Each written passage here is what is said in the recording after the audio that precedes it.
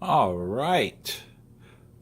We are welcoming back onto my train table for the first time in almost a year, over 11 months. We are welcoming back my Austrian railjet now that it's been repaired and the lights are all working again.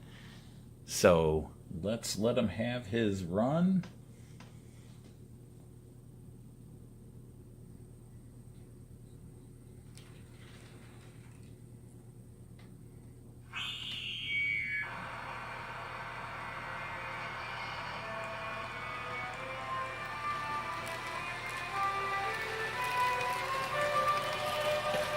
Are those not some of the prettiest cars you will ever see on any train anywhere? And the real ones are just as pretty.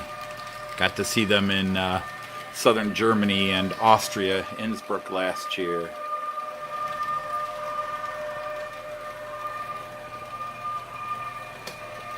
So let's let them get up to speed here. And watch them fly past.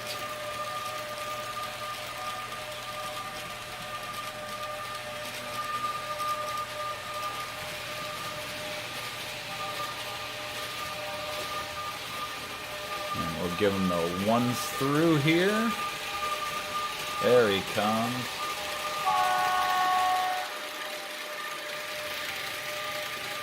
All right, and there he goes. Let's get him some friends to run with.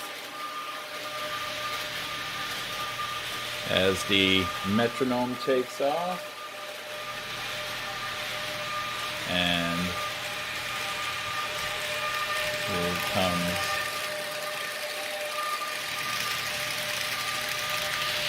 here comes the metronome, making his circle. And there goes my ICE3.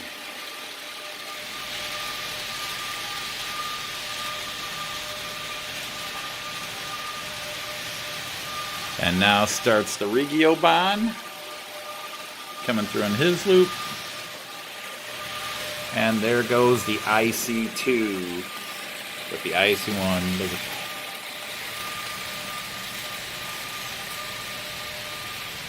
Seeing all the other fellas parked and waiting their turn to run, but not today, fellas.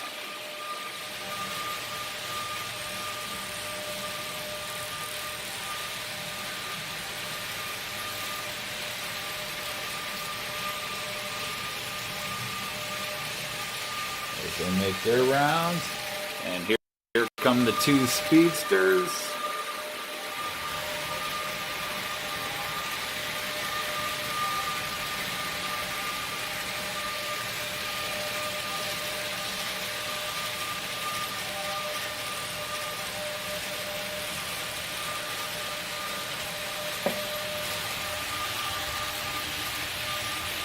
Stand back, and let's catch the metronome running along.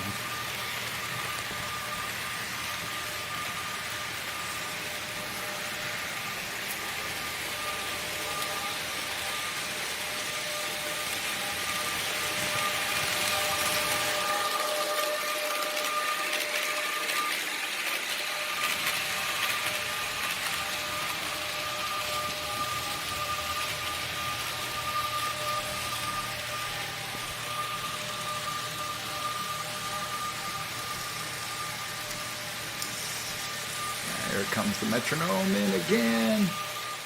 And we'll head over for a quick four-way crossover here. Saying hi to everybody. It has sewed the metronome going again.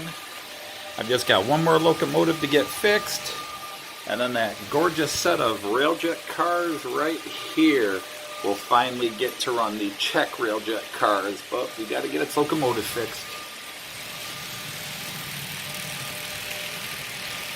And that gorgeous IC2 waiting for its control card to arrive from Märklin.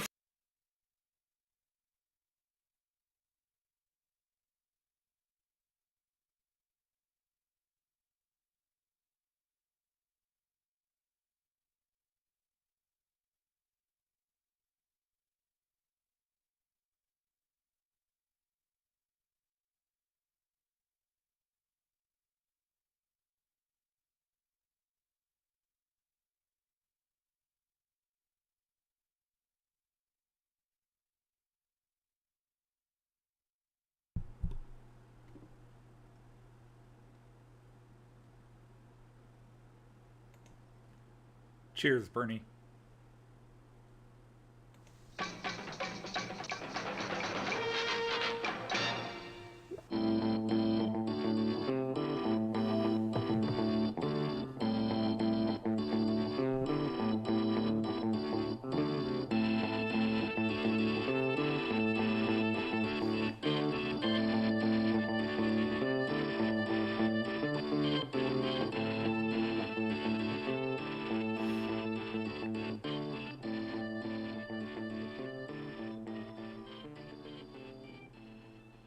This channel is a not-so-proud member of YouTube's all-encompassing special society of heavily overwhelmed layout enthusiasts.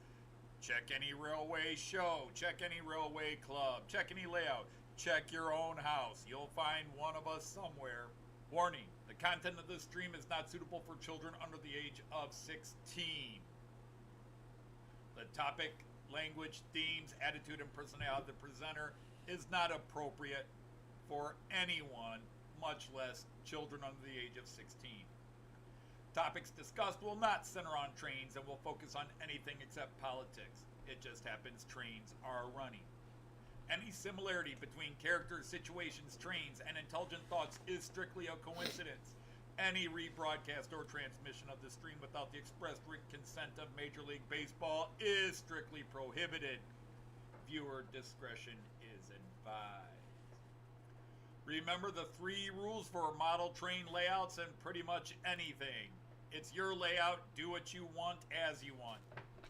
Do not tell someone else what to do unless they ask you directly what they should do. Do not call out, mock, criticize, or insult another channel on your channel or anyone else's channel. Thank you for your cooperation. And see it, you'll love it, and it's all done in the best possible way. Hey everybody, happy Friday, I hope. Obviously the news that we have all been sharing from the UK side of things has been difficult news with the loss of Bernie. Those who were subscribed to Bernie and hung out in his live streams know what a character he was, what a great guy he was. I will not pretend that I was one of his closest buddies. We chatted via email or text a few times, and then I went on to his live stream a lot. And early on when he started his live stream, he was always encouraging me to come up on his screen. So I did that, and that's kind of where we got to know him. We had some laughs over that, but I was not, and I'm not going to pretend that I was in even his YouTube inner circle. But it doesn't matter. We've lost another guy out there, and you know, the world moves on. But for some of us, it's going to stop for a little bit, and you're just going to go, why? You know, but it's there. Not a lot has happened for me this week, so I'm going to go straight into the greetings here and say hello to everybody who's come in. At least that's on my current participants list, so bear with me. Hey there, Mark at Hemmeldown Model Railway just popped in. 156 Andrew is here. Some guy named Anthony Dodge the Model Train Outsider is here, but he really needs to have his ass kicked out. Digger Evans Model Railway is here. Brian, my friend from Finnerton Central, nice to have you here. Andy, the hot dog pilot, good friend, nice to have you. Ifo, the man to go to. This man has so much knowledge, it is astounding. Just catching him on other pages, just brilliant. Ifo Van Zon. Joe Rader, nice to have you, sir. John Benicki. Joseph Agliato, our Sergeant at Arms, is here. My daughter is working on a t-shirt for anybody who wants the Knights of the Rhomboid table. She is diligently working on it. Curly is here. Hey, Dwight, nice to have you here. Leslie, always wonderful. Andy, good friend from March West Junction as well. A couple of good friends there. Dino, glad to see and hear that those locomotives arrived. I hope they're still running well for you. All 3 of them did need a little bit of tender loving care, so they should be running because I did try to keep them going, but they each had little nuances, and that's why, you know, if you wanted to tinker around, they were free, so you're not feeling like you spent 200-300 euros pounds on something and don't want to mess with it. They were free, so you can explore and figure it out as you want. Let me see, a few other. Mark from Langton Road came in. Let's see. Railway Channel came in. Nice to have you here. Mark Ireland from The Innocent Tales of Piddlefolk. I forgot to comment on your video. I watched it. Another tongue-in-cheek, which in itself could be tongue-in-cheek. A little play of the people of Middlesex there. Tom Couples, good friend. Nice to have you here. Chris from Volleys 56XX. Nice to have you there, sir. Wigwag Workshop, Stephen, great to have you here. And Yazzer, nice to have you. And did I miss anybody? Ian Fraser popped in back there. Nice to have you, Ian. Great to have you. Okay, so I have not done a lot this week. You guys all know I was doing some DIY plumbing, and I mangled my back, and it's taken forever. Yesterday it finally started turning where I'm not back to normal, but I've been able to move around a lot today. But I've still been doing little things around the house and babysitting Kyan for 2 days. Had a great day yesterday with Kyan. We walked to the park and spent an hour at the park, and he met a little girl named Amelia, who's about 6-7 months younger than him. And they had a blast just playing at the park, and it was nice to see him find other kids, because Kyan doesn't get a chance to be around little kids his age. So it's always great when he gets a chance to play with kids. A couple more people just popped in. Let me go. Hey, Christopher, there you are, my friend. Great to have you here. Some great models. I was glad to see you put up the Flying Tiger. That was great because you've shown so many models, but I've been waiting for you to show them built. But anyhow, so yeah, nothing. I didn't buy anything this week. I'm just things are coming in for us to start doing our upstairs. I've started ripping out some carpeting. I haven't ripped it completely out, but we got the flooring in, and I started ripping out part of the carpeting just so I can see what's underneath, and is there going to be some things I need to repair. So Joyce and I's bedroom's going to be awful. Tim JD, my good friend, how are you? And this time I didn't miss you, so hopefully it won't make up for last week, because I feel bad about that, but at least I caught you this time right away. And Clive at Newland, nice to see you. Hope the fingers are okay. Amazing what you're doing on your own up there on that roof. Just amazing stuff. If some of my friends are in the background, Mark, if you're watching in the background, howdy hi. Hope you're well. Model Railway Fantasia. And earlier, I saw Eric was here. Boxcar Jerry just came in. Eric from ANC was in here earlier, but he's not on my list now. But if he's still out there in the background, hey, Eric, how are you? There he is. Hey, Model Railway Fantasia. I didn't even say his name 3 times. So anyhow, yeah. So really not a lot, other than, of course, 3 more episodes of Matt Clarke went out. What's really interesting is probably the most important episode, the keystone episode of the whole series, came out this week, and it has the fewest views. It's just like, I'm jinxed that way.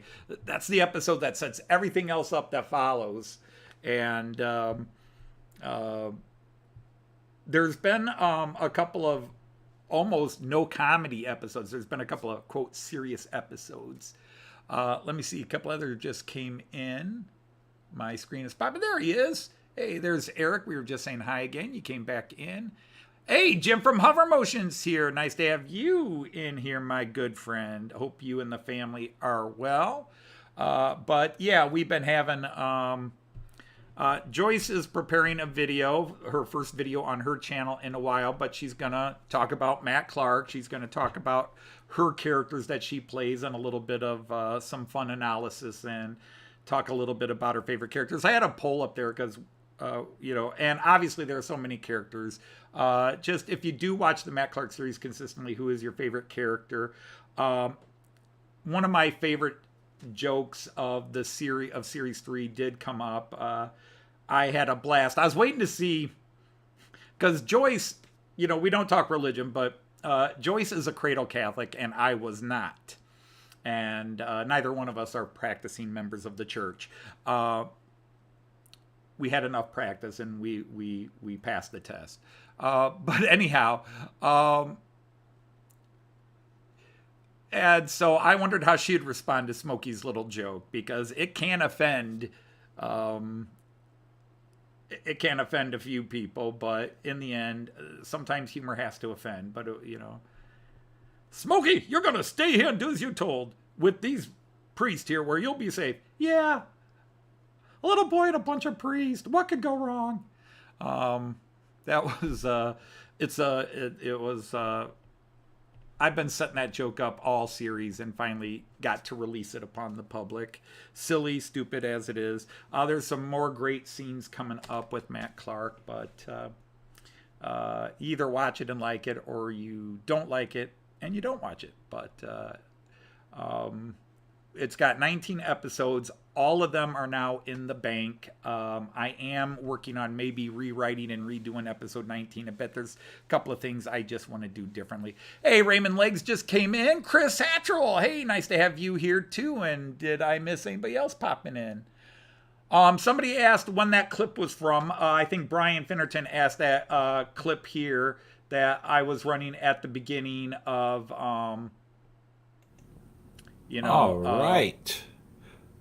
We are welcoming back onto my train table for the first time in almost a year, when, over 11 months. We are welcoming late 2018, early my 2019, Austrian when I railjet, began now that it's been repaired and the lights are all working again. From where it was, so let's let him have his 8 foot run. by 10 foot, 8 foot by 10 foot on both sides, and went to 8 by 12 and a half, 8 by an 11 and a half. So that was that's when that was from. My railjet still around. I can't believe I've had that railjet for 7 years now. So having said all that, let's get some trains. Are those not some of the prettiest cars you will ever see? Yak at me, or I'll yak at you until we get tired of each other. All right. So anyhow, on the roadway today, we have... hey, Raymond Legs came in, and Hi came in. Hello, Hi. Hope you're well. Everybody's still saying hi in there. The singing railjets. Yep. Actually, all the Taurus locomotives do play that. They play scales. That's just the Austrians at it. But yeah, we've got a Class 143 pulling a rake of double-decker Regio bonds, but these are not the same ones that ran last week. These are those hobby trade via Roco ones. Which are supposedly true 187 scale, so they're a little bigger, especially compared to the Märklin. I've got the ICE4 running today, so we'll have that kind of zooming around. We've got an IC2 left over from last week as well. The double-decker white cars, the IC2. We've got the Class 440 EMU. The new Loco that I picked up a week and a half ago, that is also running still today with its little rake, but it moved. It's now on an interior lane and not one of the outer lanes. So that Class 218 with a small rake of freight, totally non-prototypical. So rivet counters beware. And then way in the back, we're running a Class 648 diesel multiple unit in the red Regio bond. So we're going to go ahead and get these guys in motion and hope you all and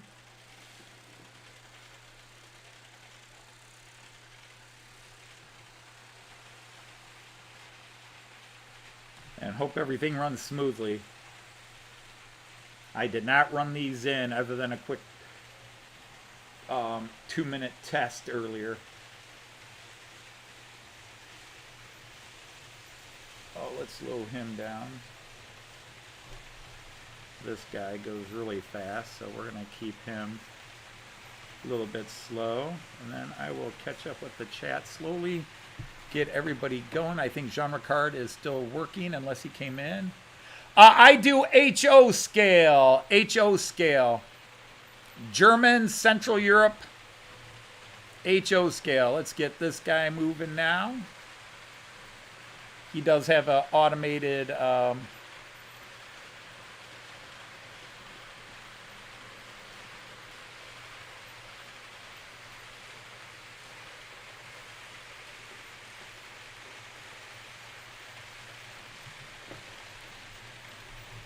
And let me get this off my chat screen. How much did I buy them for? Too much. Yeah, let's get that 440 up in speed just a notch, although technically he's probably going.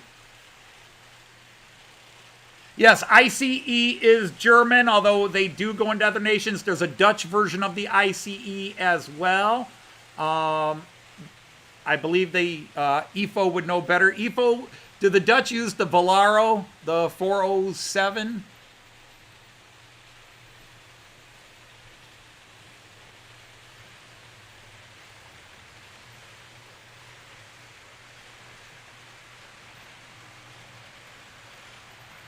No, I've never had Roco playtime. All right, I don't want to close the poll, but I'd like to get this poll off. Okay, good. There we go. Well, hello, Martin from Vintage Märklin. There is a Danish ICE also.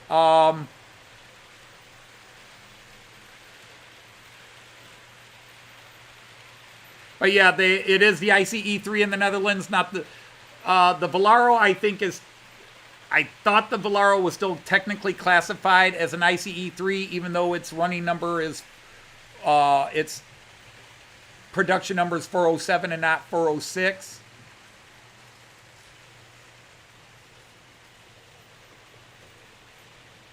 Okay, 143. Why are you being slow? Let's get some speed there, fella.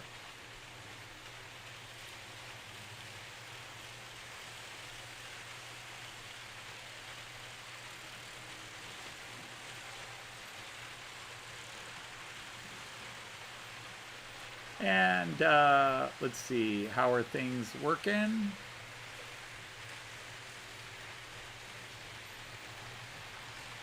No, Railway Channel, my track is Märklin C track, which Kato or Kato Unitrack is kind of based on.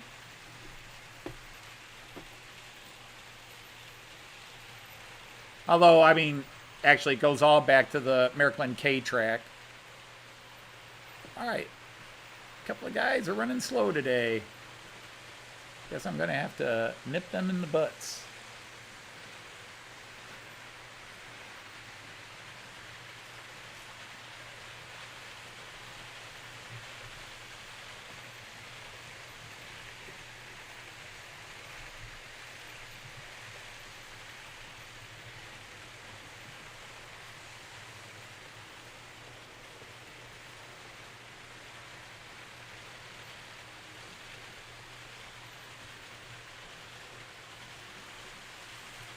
All right, we'll just keep that one there.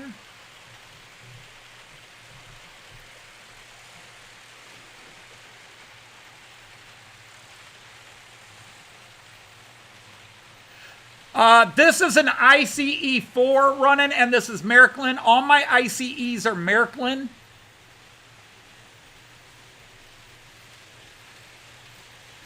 I've got ICE 1, 2, 3, and 4. They're all Märklin.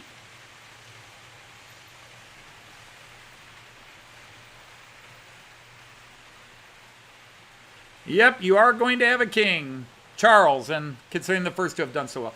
Hey, Ewan, how are you? That blue locomotive is a Class 218 diesel. Just missed it. Let's see if I can. Yeah, right there.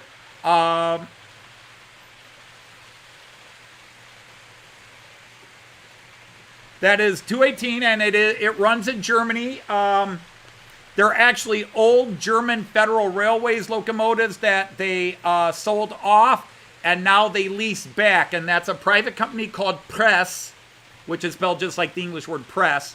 And they'll often get sublet back to Deutsche Bahn, and they run both freight and regional traffic. I've seen a bunch of them in northern Germany, Hamburg area, north of Hamburg when I've been over there. And I think Martin here from Vintage Märklin, he films them quite a bit. He's put up pictures and videos of them out there.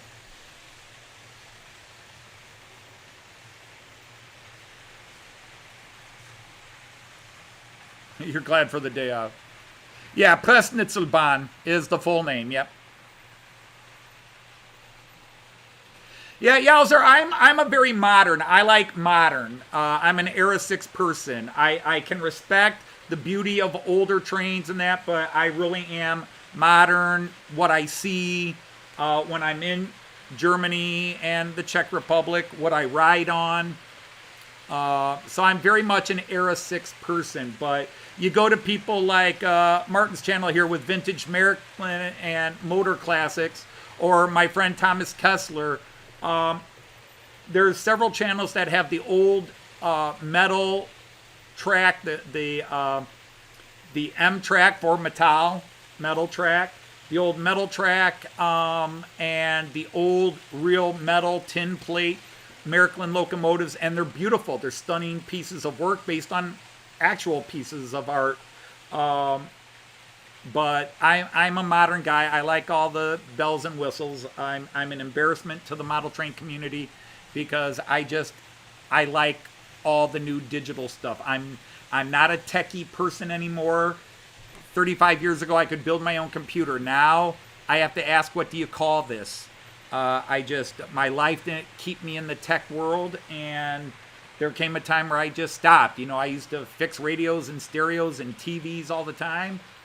And there just came a point where I was doing my job, I was coaching sports, raising my kids, and I just kind of fell behind and never tried to pick back up. And plus my interest, tech was never my big interest. I don't ever like being in a situation where I don't know how to fix things myself. That's something my father beat into me as a kid. Fix my own car, fix my own house, fix my TV. Don't buy a new one, fix it.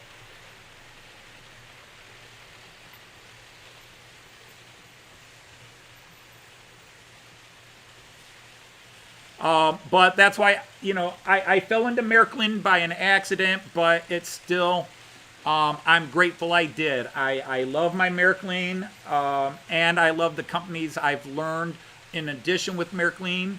Roco, especially. I love Roco. I think they're an awesome company.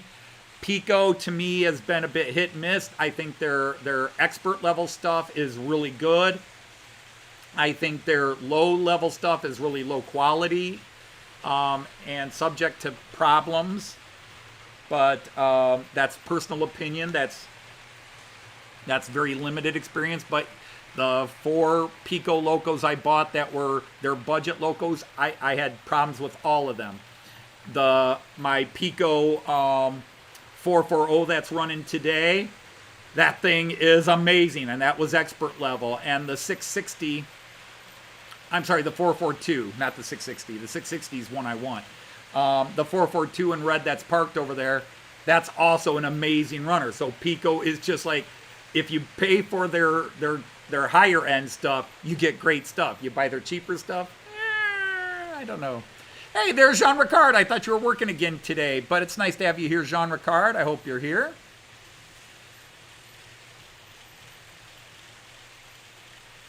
But I am just, I love, you know, when I run my trains, there is a bias. As most people who follow my channel know, here's the multi-view so you can pick a camera to watch. If you find it too confusing, just pick one camera. I love the 648. Yep. I really want to get it. I would love to find it in a tandem of 2. Both the Nordwestbahn, without having to buy one and making a dummy unit out of it. Even if I had to buy a DC one, and a cheap DC version, and just empty the motor out of it, and just use the shell and have it pulled by my other 648. That might be a way to go. Has Miss Cranky shown up? All right, Eric, get some rest, my friend. Thank you for popping in.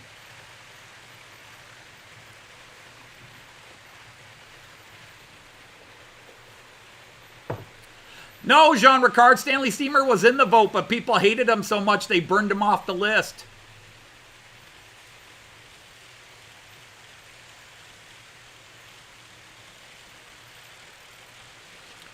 But I do just, anytime I run my trains in a small way, I'm just back in Germany. It's the trains I see when I'm in Germany. And Joyce and I are just under 5 weeks away from being in Germany again for the first time in 4 years.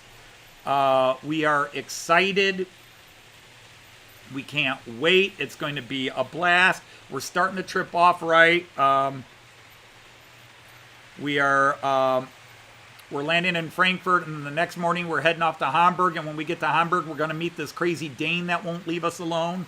So we're going to appease him and lower ourselves to meeting him so he can hang out with us for a bit and realize he hung out with celebrities.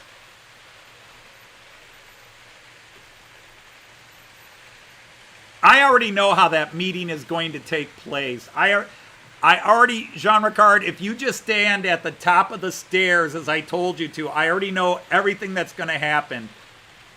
It's already been played out in my head about 40 times.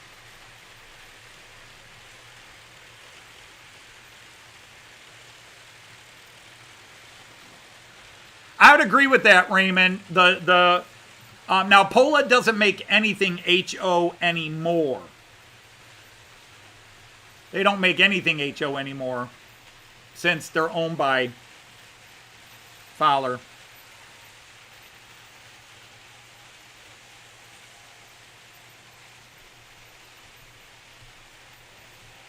Well, that's something I was talking about last week with guys, you cannot figure YouTube out. There is no figuring it out. It is not some evil entity out to screw your views and I see so many channels and people who do this. YouTube screwing me. YouTube is just an entity that has a bunch of computer algorithms that occasionally send off flags and then humans come in and review it if it's something really serious. But otherwise, it's random computer, and because it's computer programmed by humans, it has errors. So one day you may accidentally get 10 people off your subscription list deleted. It can happen. It's just random bad luck or random good luck. You can follow all the algorithms. You can take the people's advice like, oh, if you really want your videos noticed, you do this, and this. But then it still takes the random clip and the random share that gets it to truly go viral. You just might caught a day when everybody that normally watches your videos was working and haven't caught up yet.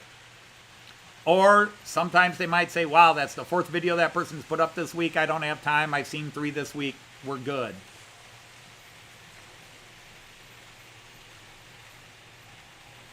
Hey, Tom Couples is here. Great to have you here, Tom. If I missed you earlier when you came in, my apologies. But it's just, of all the things to get upset or frustrated with life, I mean, if you're truly making an earning on YouTube, I can understand it. But the vast majority of us, and I say us, did not go on YouTube to make money. And when you start hitting a point where, oh, my views, it does. And I talked about it last week. I don't want to basically repeat myself from last week, but you get caught up in that stuff and then it drives you crazy. And I have made 155 Friday live streams in a row. This is live stream number 160, but I've done 150 Fridays in a row. Although some from the UK I did not put as official numbered as part of the Friday live streams. But I think it still comes out since I started Friday as my regular. I haven't missed one in over 3 years. And I come to this every Friday because I look forward to seeing you people on screen. YouTube is not even a hobby for me. It is an opportunity to meet people. It is an opportunity to, you know, my goal on YouTube is what happened with Jim and Alan Wiles, Philip Page, Lee from Anfield Road, Chris Whittingham from Hales Heritage Railway, was to meet and talk to people and have a laugh online, and then if the fortune made it happen, to meet them in real life, which I did. Jim at Hover Motion, if I didn't mention him. And I literally invited myself into Jim's house. I mean, I really did. Hey, Jim, we're coming to the UK. By any chance, could I come over? Hey, Jim, did you think about letting me into your house?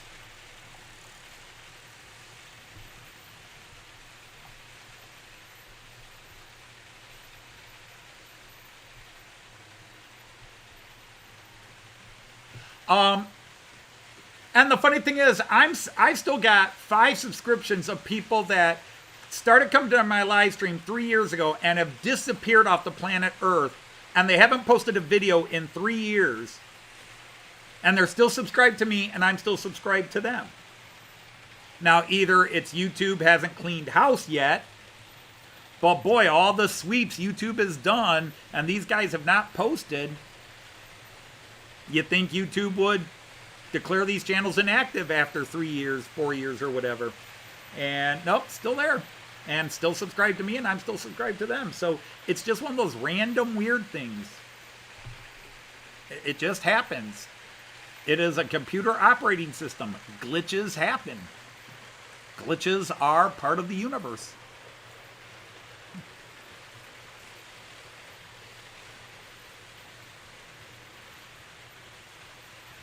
I might not be allowed to leave. That sounded creepy, Jean Ricard. It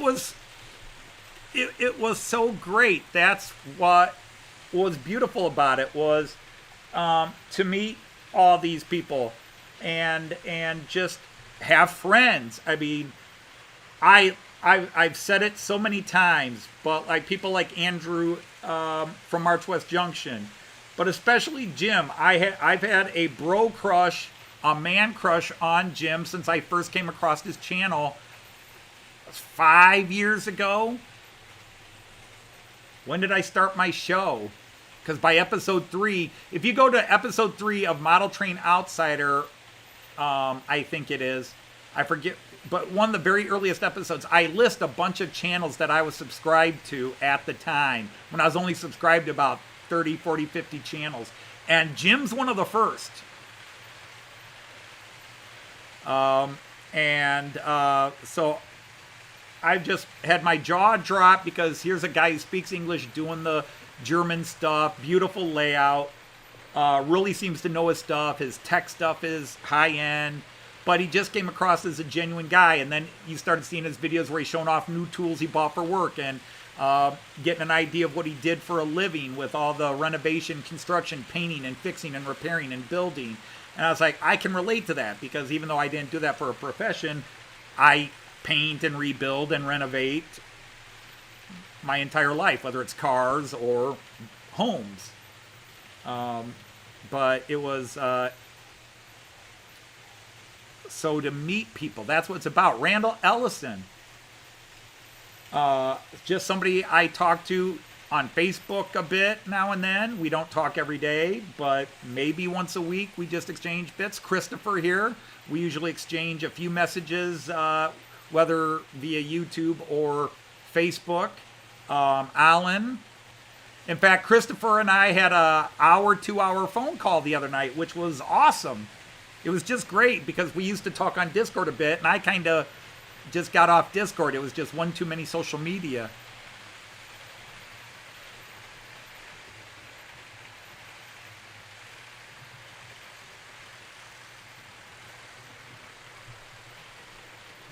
If you name Pete Waterman, you're in the money. Yeah, I could cheat with that. And my special guest, Pete Waterman, and then everybody tweets, and I'm sorry, we had a miscommunication. Pete Waterman can't be here today. If I really want to go viral, I'll say Luke Towan and Pete Waterman in the room together. I would be booted for lying, but boy, would I get the views for a few minutes there.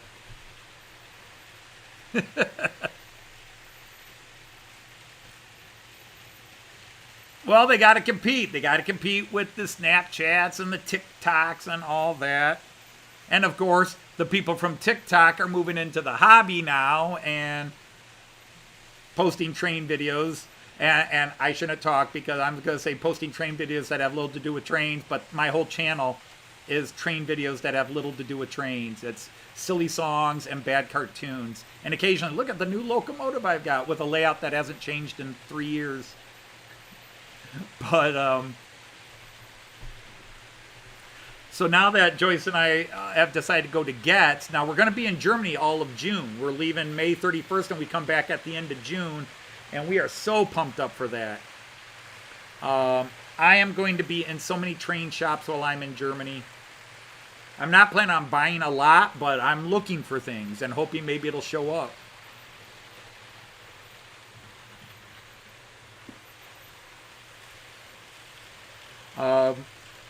Because in the end, you know, when people go on the crazy rants, it just comes down. YouTube is a business. It's a corporation. YouTube is about money, and they're going to do what makes them money. They're not there to make you money. They're there to make themselves money, and they're going to share a minimal piece of the pie with you. And they will find ways, including their horrible copyright claims, not strikes, but the copyright claims where I could go on any one of your videos and say, that's my picture. And you have to take me to court or be able to prove to them that you own that photograph, not me. Otherwise, they immediately deduct it from you and give the money you would earn from ads for me. I could go to one of Leslie's videos and claim that's my video. And Leslie would have to somehow fight me in court to prove it, and he would have to spend all that money, and I'd have to spend all that money. But YouTube's attitude is just, whoever files the claim, we just acknowledge it, and we block it, and then you guys fight it out. So it's annoying, but their whole point is it saves them money, because they don't have to go to court. They wash their hands of that, you guys settle it, and then come back to us when it's settled. But that's it. They're about money.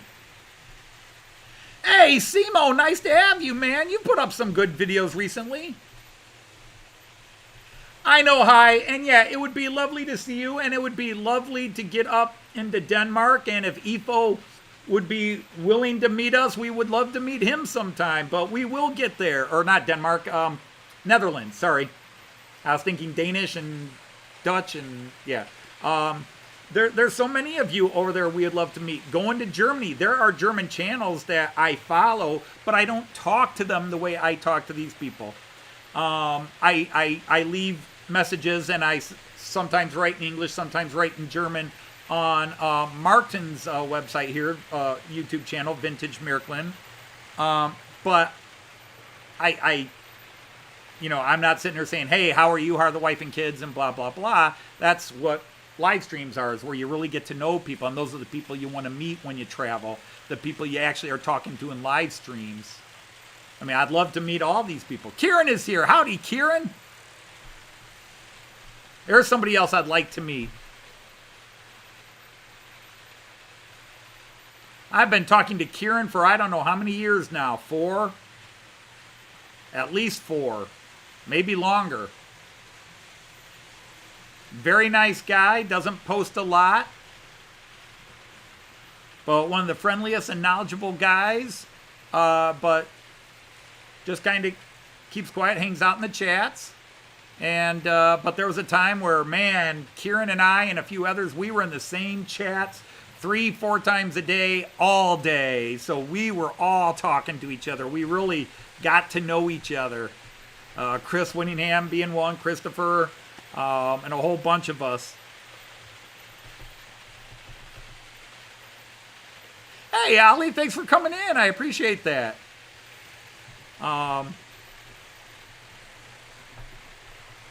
But there is some magic to it, and when you're talking YouTube, there are certain things that will. There's a lot of there are tricks to get you more viewers and subscribers, but then there's just, you have what I call the it factor. I remember, and Ali, I hope I make you blush. I stumbled across Ali's page when he just got started. He came into somebody's live stream and just said, hey, I just got started. Would you check my page out? I went and saw it. He had some great work he was doing, just starting to lay out. He clearly was artistic, and he put himself on the camera a couple of times. He was friendly in the chats. And I was somewhere, I forget where I was, but somewhere between 25 and 75. I was one of his earliest subscribers. But I told him, I don't know if he would even remember this, but I watched his first 3 videos and I said, you're going to be big.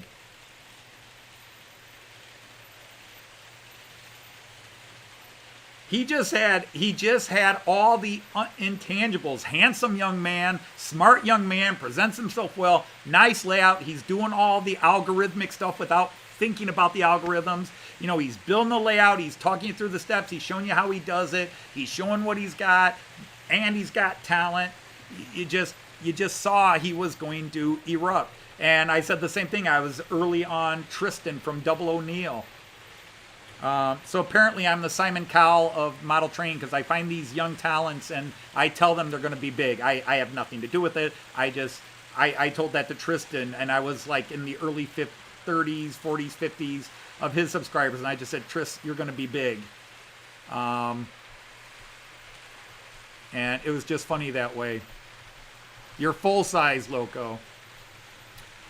The only thing is, you never want to have Ali come and help you with an N-scale layout. Sorry, Ali. I know you want to move past that. It's sort of like poor Lee had to suffer with the hammer jokes for a long time before we let those rest. Although when I wrote my song to Lee, I did get the hammer reference in there, but I tried to be gentle because I know Lee was tired of the hammer jokes after a while. Anybody would get tired of the same old joke after a while.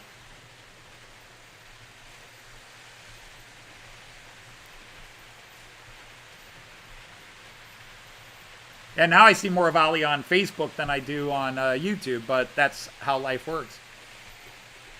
But that's what happened. Lockdown exploded. We were all home with our hobbies. Some people had a chance to really work on their hobbies, but we started watching everybody's channels, and then they're sort of like, hey, I could do that too.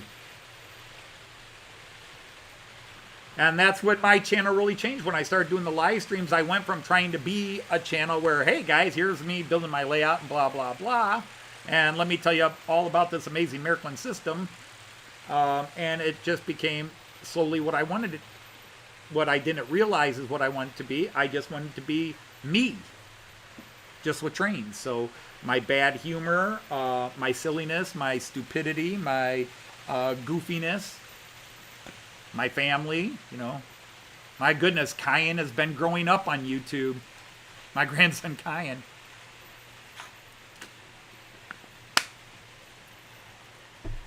Speaking of which, Andy had another, some things running at, I don't know if I commented on that one, Andy, at March West. Because you put up running stuff at the club.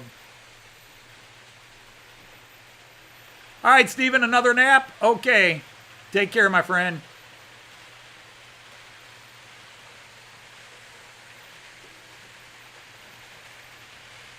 You gotta love it. I bring them in and bore them out. So with Joyce and me coming over for Gets, and is that not the stupidest thing in the world? And let's go through some of the cameras now. Nobody there. Yeah, we got a couple of guys. Just missed the IC4. Get some of the full-size cams in. But is that not the stupidest thing you've heard of? Joyce and I are just flying over to go to a train show in the UK. I don't even go to train shows that are 100 miles away here in America, but Joyce and I are going to fly to the UK just to go to Gets.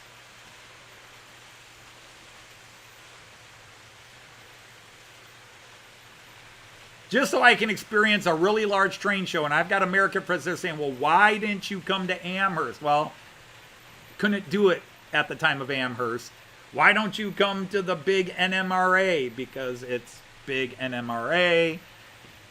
And I would know a few people there, but it would just be so big. At Gets, there are so many people we do know and that we're going to have a chance to see again. But yeah, Joyce and I are coming to Getz. It's not an if. We've already bought the tickets. We've reserved the hotel room. The only thing we haven't done is bought the flight yet because we want to get finished with our trip to Germany, and then we'll take care of the flight to take care of the flight to the United Kingdom.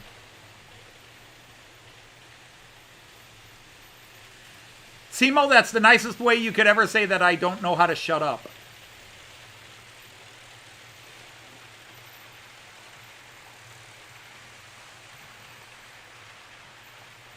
I don't think Lee is coming down to Getz. We were blessed to meet Lee and Jackie when we were in the UK last year. We had a great day with Lee.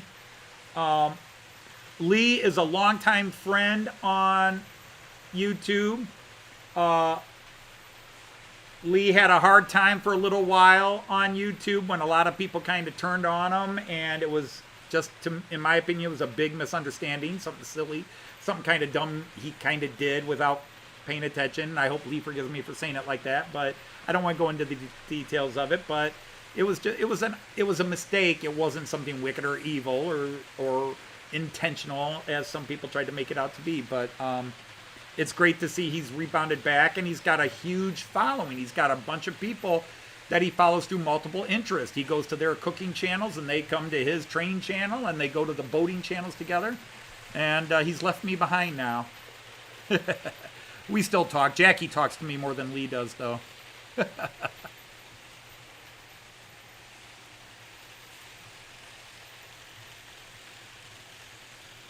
I don't know. It's just what came up first, Jean Ricard. This is one of the craziest, just one of those things, middle of the school year. You know, I'm retired, Joyce isn't. And just, let's go do something crazy. Because I decided I wanted to go to Getz. And I wanted to go because it's a cool train show, but because there's a lot of people there. I've been following from the UK for years now, and I wanted to meet as many as I could. I was going to Getz to meet people, not to shop, but to experience a foreign, to me, a foreign train show, big train show. Because I had debated Warley, but Warley's too close to American Thanksgiving and family. And so when I realized that Getz is the week after my son's wedding, I said, I'm going to go. And I asked Joyce if she wanted to go. And original thought was, are you serious about going? I said, yeah. She says, I really don't think I can. Are you really serious about going? I said, yeah. We'll have the money that I can afford to do something stupid. Call it the last of my super stupid money from my retirement, whatever. But yeah, I want to go. I want to do something so stupid just once in my life. Do a what the experiment and just what the hell. I'm going to fly to Greater London. Actually, it's further out than Greater London, an hour and a half out from Greater London. But just fly over there for a weekend and come back. And in fact, I'm shortening my stay so that Joyce can go, because I was going to leave on a Thursday and come back on a Tuesday, but now we're leaving Thursday night and coming back on Monday.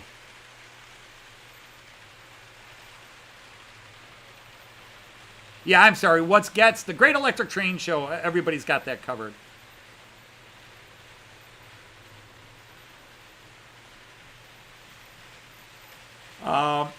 But there's just a lot of people there, and a lot of people that I follow and am friends with, where I say friends, where I talk to them offline. They say they go to Getz more than they go to Warley. And I'm not judging one show or the other. Okay, they're both awesome. But I had more people saying that they would be going to Getz and not Warley. So Warley didn't fit into time, and more people that I would like to see. People I want to meet again, and people I'm hoping to meet for the first time. All right, Ewan, thanks for popping in. That's the thing that's blown away Joyce, is how many people are saying on their, either in the chat last week when we announced it, or on videos, or in their chats and other people's chats, that when they found out we're going, if Anthony's going, we have to go. And I'm like, whoa. I think Mark Donegal Dad said that yesterday in his live stream when he found out we were going. I thought he already knew, but he says, "Well, Anthony and Joyce are going. Well, then I'm going to have to go. I'm going to see with my other half to see if we can work it out. But if you're going, I've got to go. If you're coming to Getz, I've got to go." And I'm like,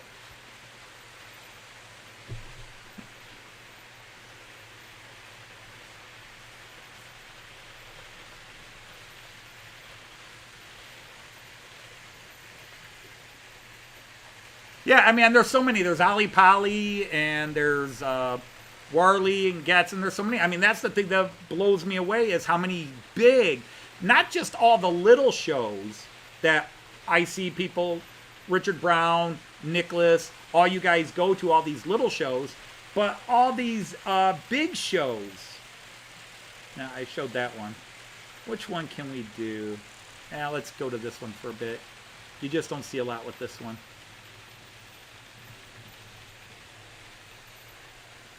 There's that ICE4. The big great, what's the big Scottish one that was relatively recent? Come on, where are you? Where are you?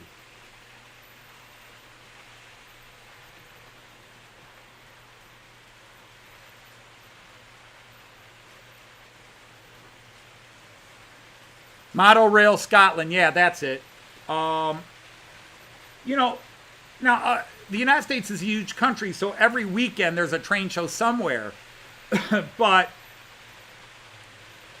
the number of really, really impressive shows, like I live in a city of 300,000 people, and we have one train show here a year, and the next closest train show is a small one that's about an hour and 20 minutes away by car.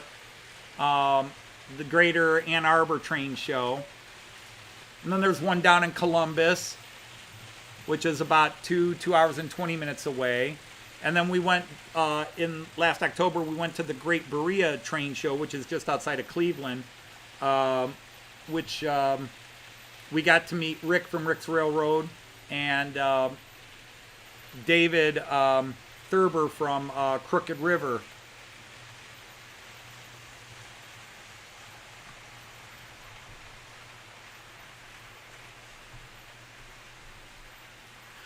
But I would love to, I mean, if I ever had the opportunity, I certainly would go, now that they're opening it to the public, I'd love to go to the International Toy Fair in Nuremberg. I would love to go to the Märklin open house, you know, day of Tag der offenen Türen, which is the German way of saying open house, day of open doors. I would definitely like to go to that one. But it's just at the wrong time of year.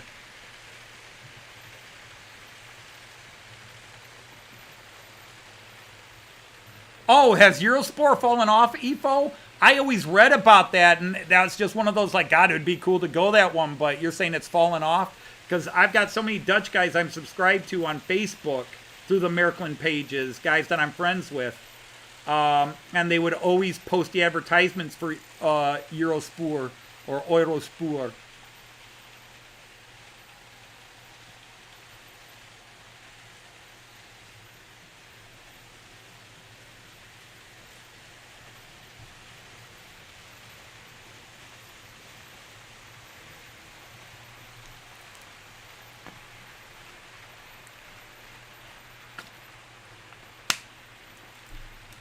Yeah, it's in September.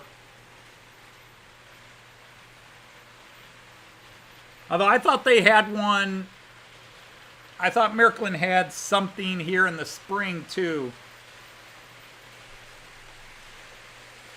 But like Renaud's, the American model train shop Renaud's,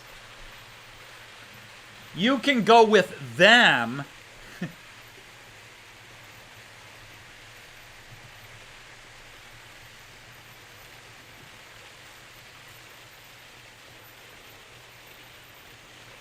You could go with Renaud's airfare, room and board, and get into the show, but meals and everything are on your own. for like $4,000, and I'm adding it up, and I'm like, I could do it for half that by myself. Why would you charge more? Why would you charge more for something I could do on my own for half the price? I mean, you're still booking a hotel room. Yes, you're all together. And I'm even including you're not going to stay in the highest end, most expensive hotel, but equivalent hotel room close to the location. And they charge a fortune to go with them, to have the honor of going with them. And I'm like, I'll skip the honors and save money.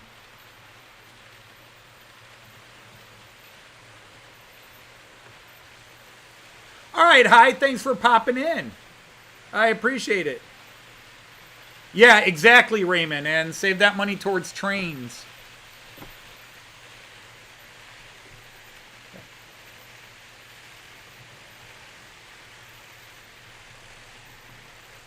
Yeah, because they also have to make a living.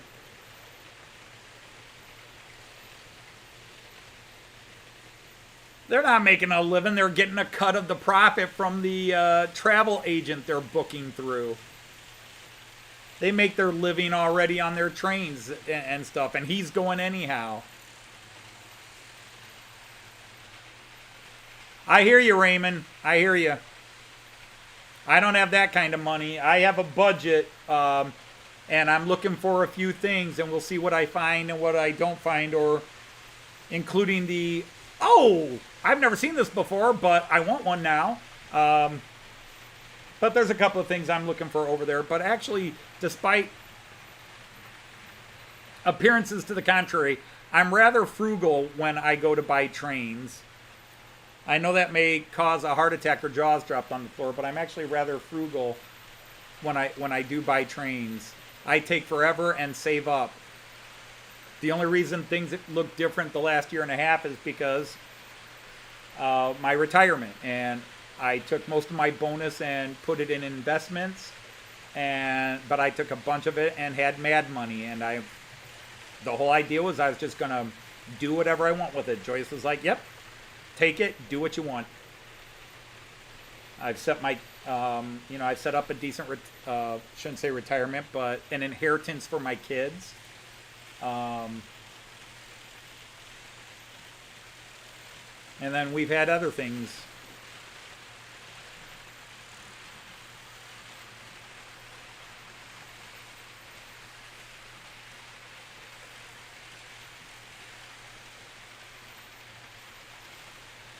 Or get some Japanese N-Gauge, ICE, or JUF TGV. I want an excuse to get a TGV. I want an excuse to get a Thalys. That's what I'm trying to see while Joyce and I are in Freiburg, if we want to go up into France for a day and go somewhere in France for a day from Freiburg. And, oh, we rode a TGV, honey. Look at that. I'll have to get a model of a TGV now.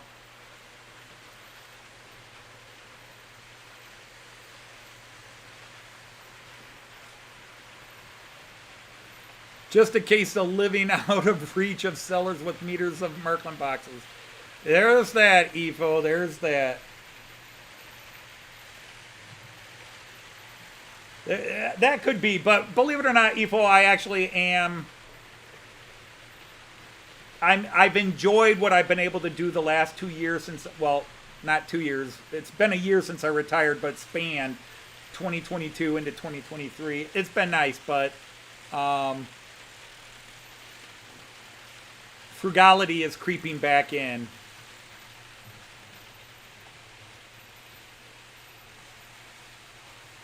Even when I had a shop near, well, the best thing is the two shops I had nearby, the one in Cleveland and the one about an hour north of us, never had a lot of modern era stuff.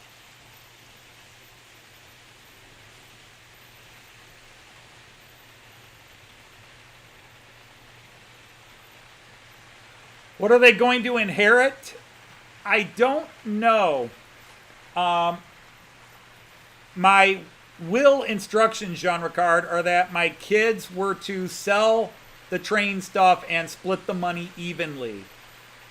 But when Kyan gets older and my kids get older, or I shouldn't say when Kyan gets older, I will sit down with my family and say, does anybody really want this?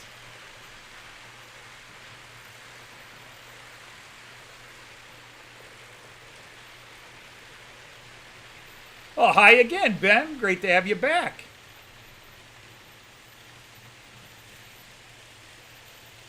Hey, Raymond. Cool. Hey, Dino.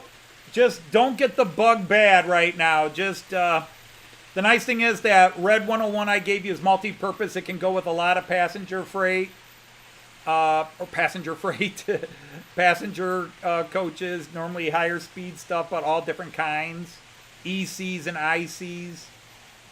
Nuremberg Express. The Czech Railjet. And then I gave you that Class 143 that can pull a lot of different regional stuff in German. And just, I've even seen some 143s, old 143s pulling freight in pictures and video. Hey, Kiwi Dave's here.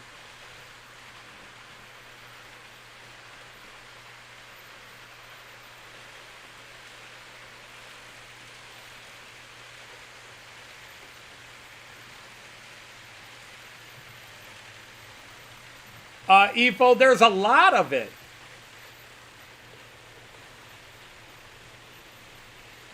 Joyce and I traveled Dresden to Prague and Prague to Dresden. There's a lot of towns down in that corner of Germany where all the signs are in 3 languages. They're in Czech, Polish, and German.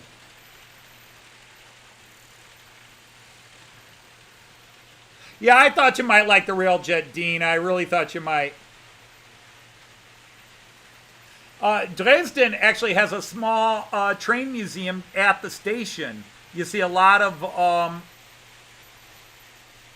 some pre-World War II stuff, and a lot of post-World War II locomotives and things in there. Really cool on display there. Now, last time I was in Dresden in 2019, they still had the Märklin Euro train control system. When I first started going to Germany, almost all the big train stations had a Märklin layout in a box. You know, it was like a 2-foot by 3-foot box. And it had just a small little loop of track. Maybe it was 2-foot by 4-foot.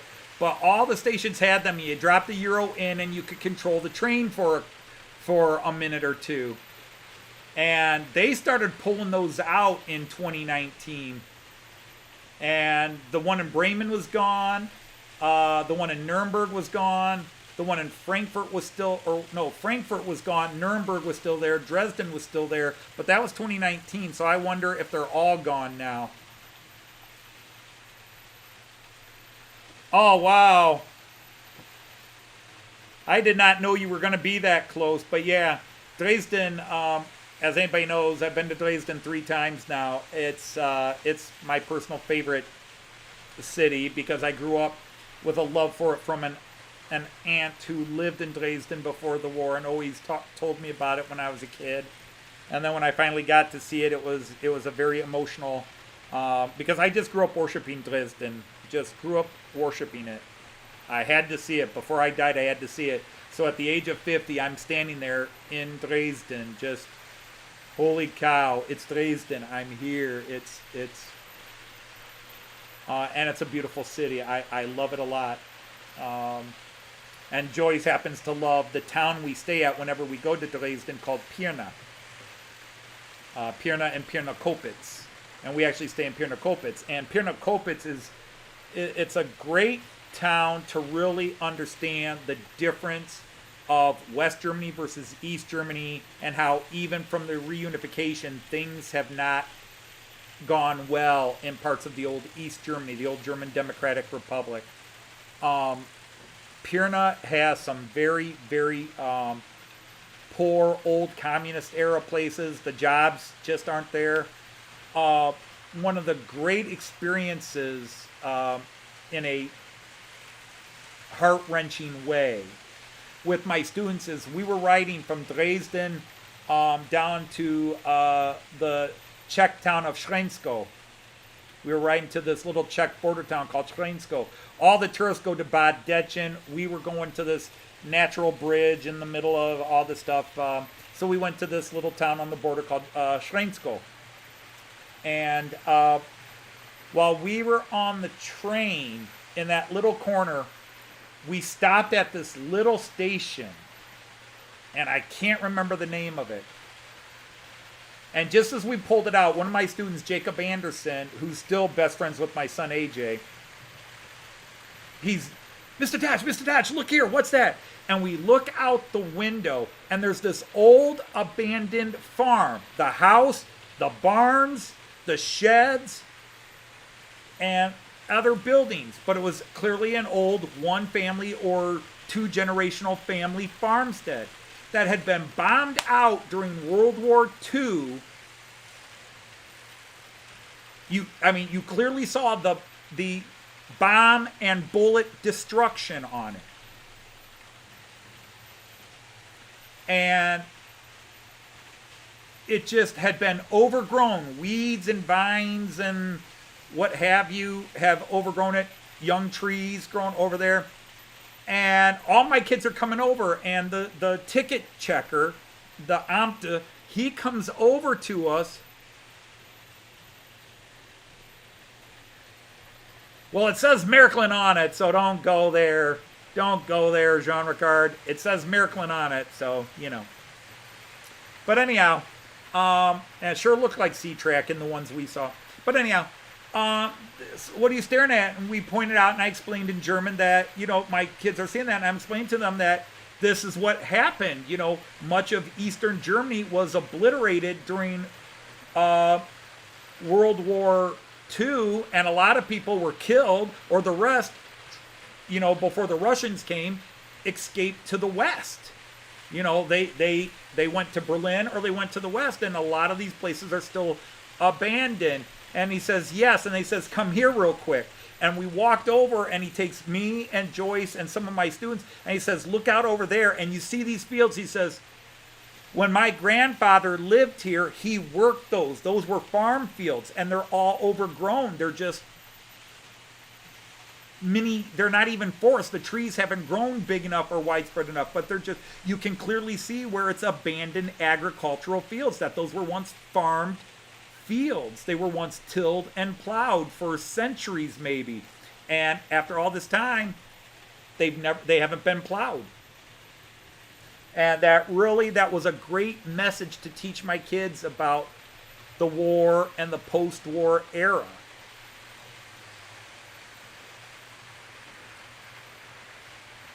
Have I ever seen a dirty, grimy BR215?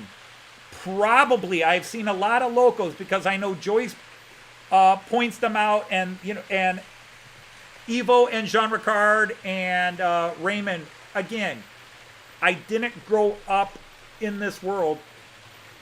From what I understand, these are all basically variants, descendants of the V160, but a 215, a 216, a 217, a 218 look a lot alike to me. So I can't say I specifically looked at an old 215 and said, yep, there's a 215. I would today, I would know it. But when I was traveling with my students, or even in 2017, when I was just getting into the hobby in 2019, I was still paying more attention to the passenger stuff.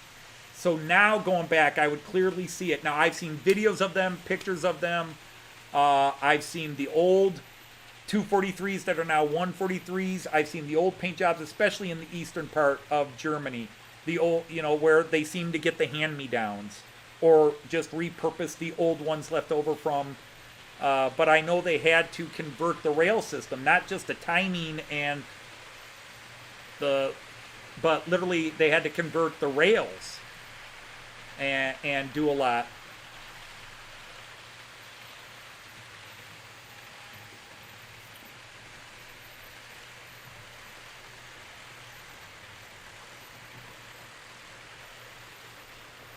That's all right, Brian. I never left the United States until I was 50. All right, 40. 40, I went to Germany for the first time with my students. But I never traveled abroad without students next to me until I was 53, going on 54. That was the first time I actually traveled in another country, not called Canada, without students.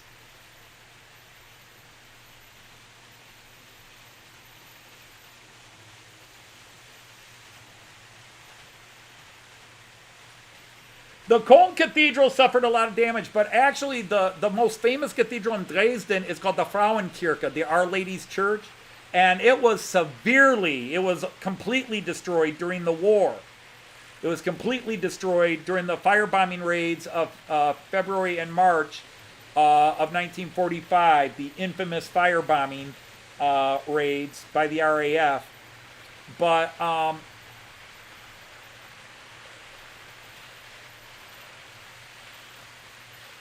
But anytime a German says, "Look what you did," I was like, "Look what you did to Dover, and look what you did to Coventry, and don't start none, you won't get none. Don't start some, you won't get none." The old fighting slang.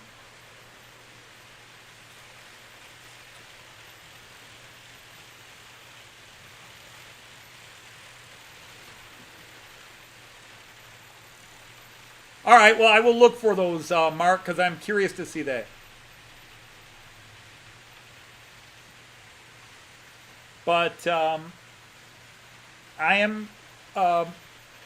but now, the last couple of trips, like when Joyce and I went to the UK, we did more rail fanning, if you want to call it that. Looking at the different trains, looking for different type of locos. Is that an 800? What do they call that? That's a 172? Okay, trying to learn all the nomenclature, and it was just overwhelming.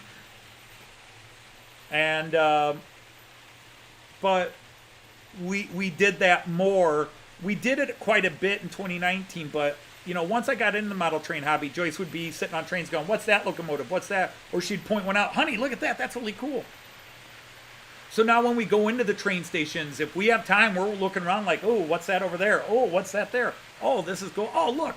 Because one of my favorite bits is we were in, I believe it was Munich, and there was a Railjet, an ICE-1, an ICE-3, and an ICE-4. The first time I saw an ICE-4 up close, the only thing they were missing was an ICE-2. They had a Railjet, an Austrian Railjet, they had an ICE-1, 3, and 4, all next to each other. And I was like, "Oh, they're missing is the 2. This would be a great picture." Yeah, Mark makes great pictures. Hey, Lindy's here. Hey, sweetheart. I've stayed on this image for a while. Nobody complained. You guys could say, "Hey, change the view" if you want. Cayenne! Opa loves you. How are you, little guy? You were so much fun yesterday. You really were. I had a super great day. He was good on Tuesday, too, but for whatever reason, yesterday we just had a blast together. Going down to the park and all that stuff.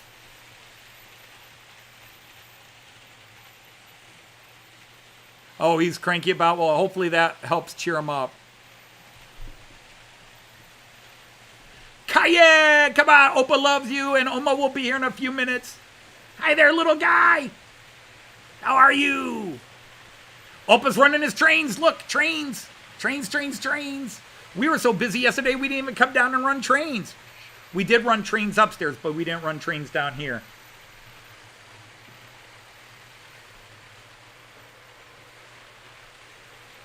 But yeah, it's gonna be fun because we are going to be in many different parts. We're all in the south of Germany except for a few days in Hamburg. We're in Hamburg for 3 days, and then everything is down south. Freiburg all the way over to Salzburg, and then down to Vienna.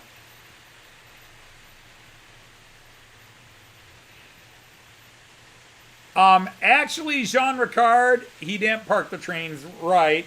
When we were done with the trains yesterday, he kicked them over. Not in a mean way. He was just having fun making Opa fix them. So he would just use his toe and tip it over. Uh-oh, broken! Fix it, Opa! And I'm like, I'm not playing this game, dude. But he was really ready for the trains to be put away because he wanted to get a different toy out. So I said, you got to put something away. to get something else out. Hey, there's Tom. How are you, Tom? But, yeah, it just, it's, any travel is an eye-opener, and the 15, 16, 17-year-old me never expected to see any part of the world outside of Toledo and wherever I could drive in the United States. I didn't expect it, but life takes weird curves and things happen. I'm running a Steuerwagen freight train. Oh, what the heck? How did it change directions? Okay, hang on. What happened here?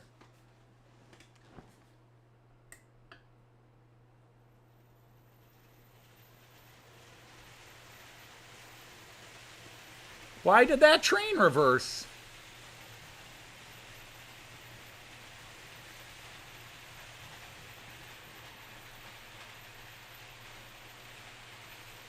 Okay. Oh. That looks like somebody is derailed.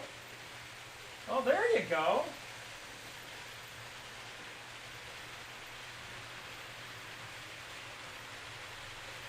Oh, okay. You all derailed.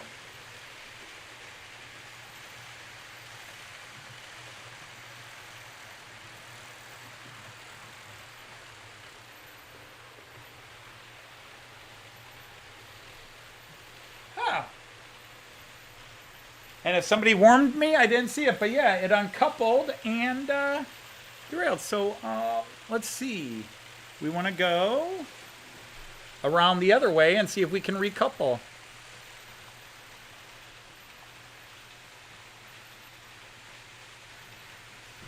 Well, that was totally weird.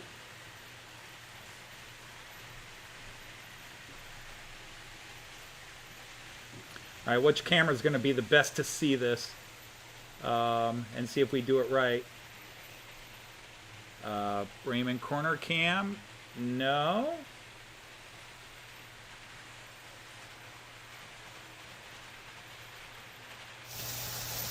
No.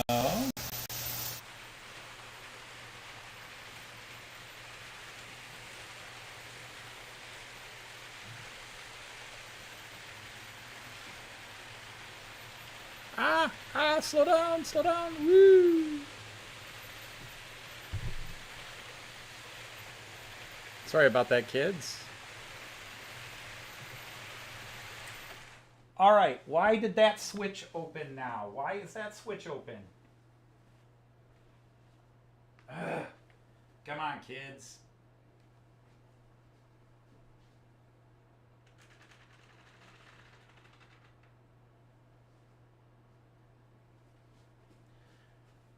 Last thing we need is a crash there, and we're close to one, but why did that switch open? Sorry, guys, just a couple of weird things. Something must have popped, and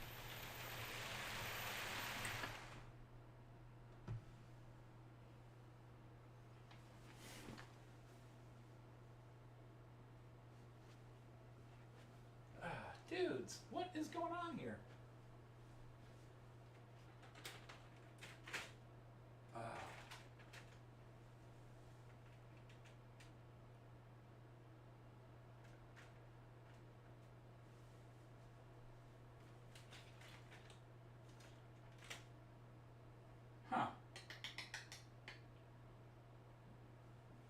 Did you?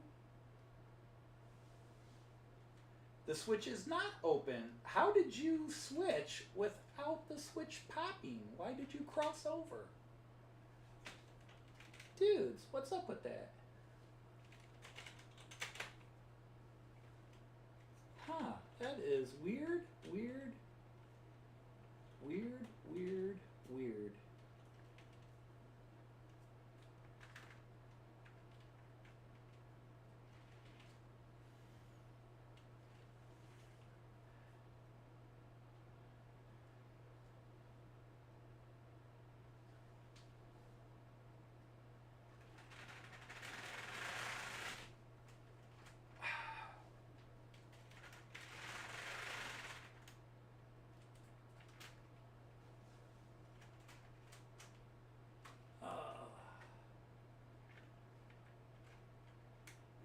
jammed up on each other.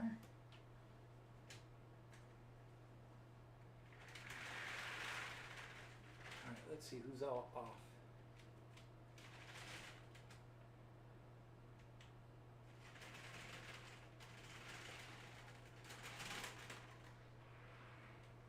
Dudes.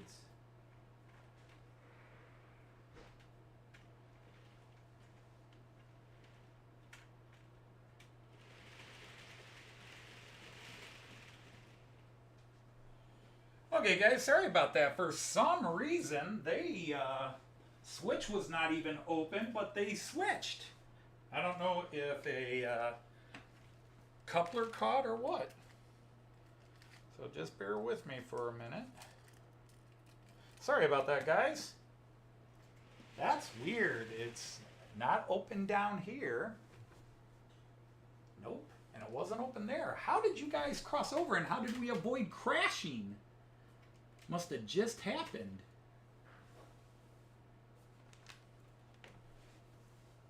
Ugh.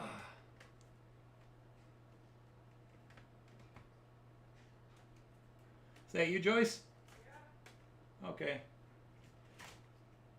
Everything was running smoothly, and then all of a sudden, somebody uncoupled, and... all right, so let me make sure everybody else is ready to go.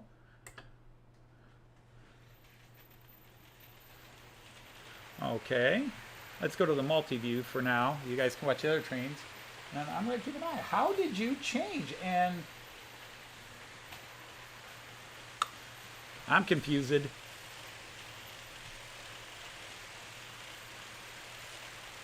Weird, weird, weird.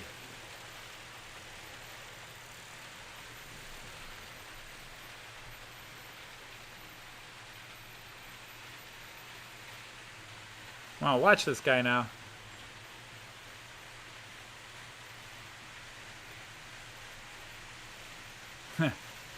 It's life, Jim, but not as we know it. But not as we know it. Not as we know it. It's life, Jim, but not as we know it. It's not as we know it, Jim.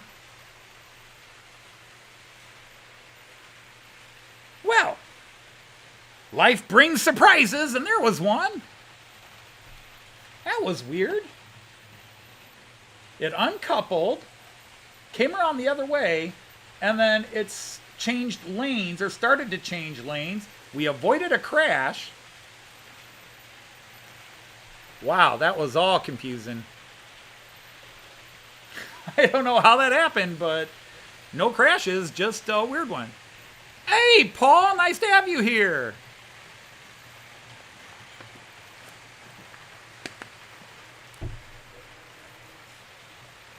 H-O-G scale, N scale. The way to go is T scale. Then you can build the world's greatest. You can build some bigger than miniature Wonderland in terms of square footage per train, all in your basement. T scale is the way to go, ladies and gentlemen. T scale is the way to go forward. If you don't know what T scale is, it's even smaller than Z scale. Guess it was invented by a Korean gentleman a few years ago. He did it as a lark, and more people asked him to do it, and it's slowly catching on. I need to speak to the Ghost. I haven't spoken to the Ghost of 2015 in 2.5 years. I tried to bring him back during the shutdowns, and I just wasn't feeling the vibe anymore. I got tired of writing those scripts, the interactions, and I wasn't working on the layout enough to warrant doing those kind of episodes. I don't know, even if I get back to truly working on the layout again when I get back from Germany, I don't think he's going to reappear. I think he's done. And I was really starting to like the character Dr. Zaius that I brought in. I really like Dr. Zaius, and I had a lot of bits for him. Yep, that's exactly what it is, Efo. It's the phone vibrate. It's the thing that causes your phone to vibrate, made as a motor. The guy did it as a lark to see if he could do it, and he did it.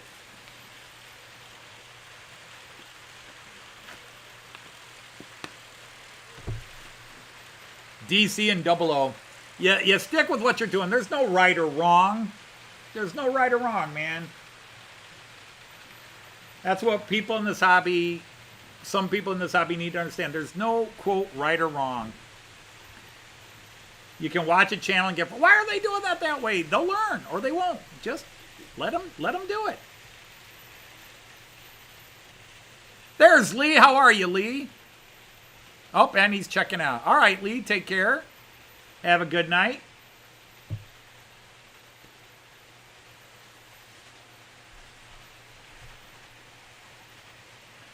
Of course, seeing Lee and talking about meeting Lee again. Still, one of my favorite bits is Joyce, Jackie, Lee, and I went out to eat. And we had been in Liverpool a couple of days. But we ate at this restaurant, and you go up to the bar to order. And the waitress up there was pure Scouser. Oh my God, she had the sweetest, coolest accent. And she just was doing that, oh, well, can I get your love? And she just kept saying love after everything, love. And I was, Joyce will tell you, I came back, not because I thought she was being sweet on me, but because I finally heard somebody saying it. The only other person who had said like that was the people at the Eurochemist. When we went in there, is the one lady was always love. She was saying love. But she had lost a little bit of her Scouser accent, whether through education or whatever she was doing. It wasn't quite the same, but the waitress at the restaurant we ate at, I was just giggling. I was just like a little kid on Christmas. I finally heard a true Scouser speaking in that true accent. Love. Rivet counters hate everybody's layout, including their own. It's not right, it's not right, it's not right.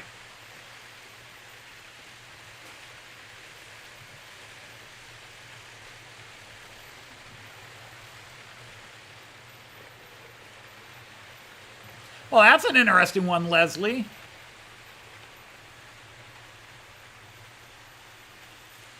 Did the 18201 in T-scale. Oh, well, that's rather impressive.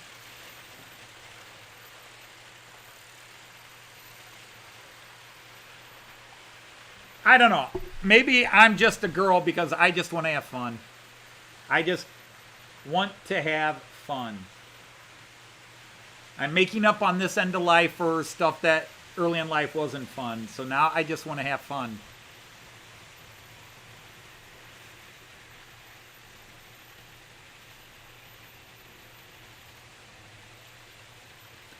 All right, Mark, thanks for hanging out with us.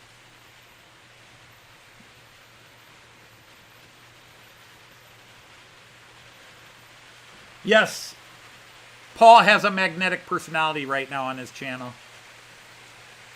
But that's why I like it. Christopher does his planes, he does his trains.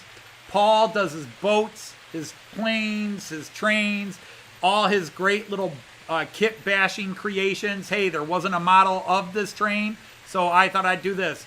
Hey, I wanted this train, but I couldn't find one, so I converted this and rearranged it. And it doesn't look exactly like it, but here, I did it. George from White Wall Wheels, he does his own little hand custom painting. He buys coaches and paints them in either liveries that haven't been produced or his own. Like, I've got this cool loco with this cool livery. There were never any cars that went with it.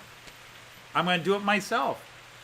And it's that stuff I get into. It's the people that are just, that have fun. Whatever you're doing, whether it's rail fanning or, it's through trains. A lot of us have met each other. But once we can get past the train stuff and see if there's, what other interests can we share? I like the multi-channels. I like the channels that, okay, I'm into trains, but by the way, I also do this.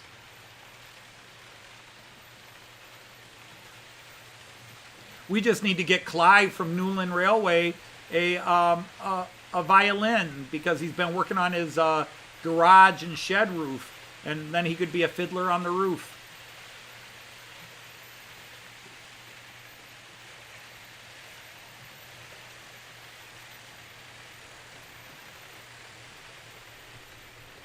Now, I will always give a cautionary is don't get into too many expensive hobbies. I've always had one expensive hobby that gave way to another.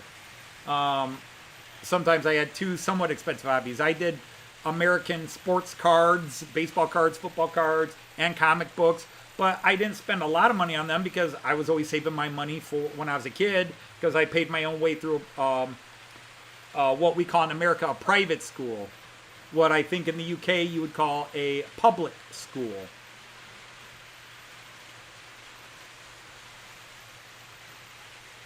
But I paid my way because I wanted to. I mean, I look back and I think it was kind of a mistake, but I can't change it anyhow, and I guess I wouldn't because it's the domino theory of life. If I had decided not to go to that school, I would have never have done these things that allowed me to catch the attention of these people.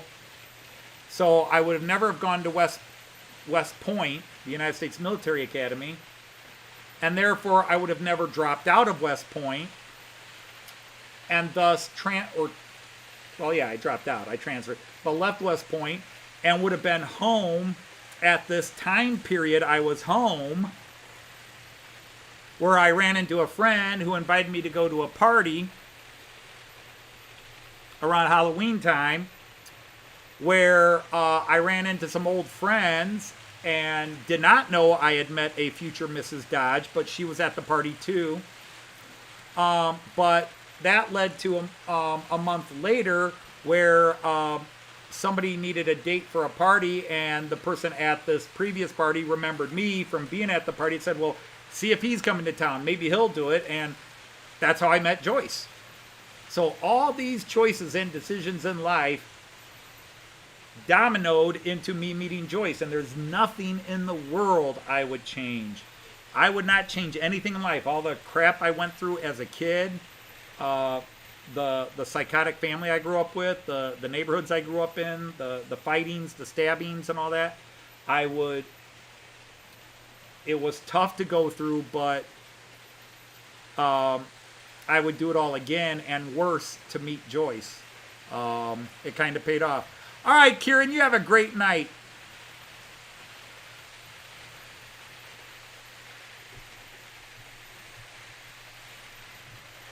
All right, Leslie, you take care as well.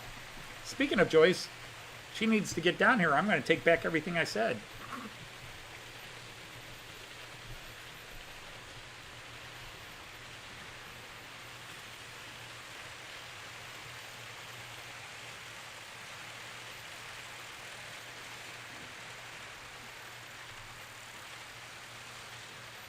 I do love those hobby trade. I just love the way they light up, and the white light off the blue seats just gives it a bit of a blue glow. I always loved hobby trade. I'm so sad that they kind of went under because I wanted to get their metronome cars. I did finally get their Regio Bond cars, which are cool, but I think they had other stuff that would have been cool to see.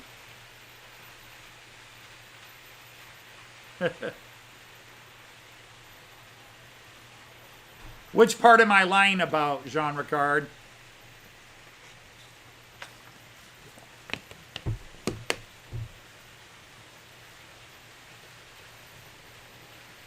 How did the poll go, by the way?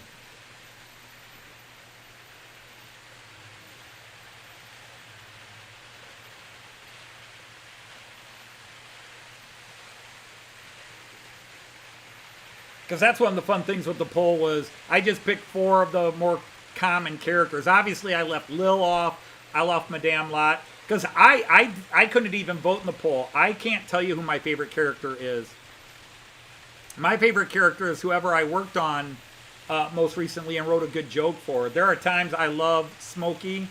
I love the mayor. I love the Kahat. The Kahat was my favorite villain, even over Bobby the Kid. And I had a blast doing Bobby the Kid, but the Kahat was my favorite villain. I really loved doing the Kahat. Yeah. Well, this was Raymond. I don't know if you're just bringing that up or if you, because it was a Danish company, Hobby Trade, and then there's Hobby Train, which, like you said, I think they're connected with Lemke now, which is owned by Kato. if I remembering the chain. But yeah, hobby train.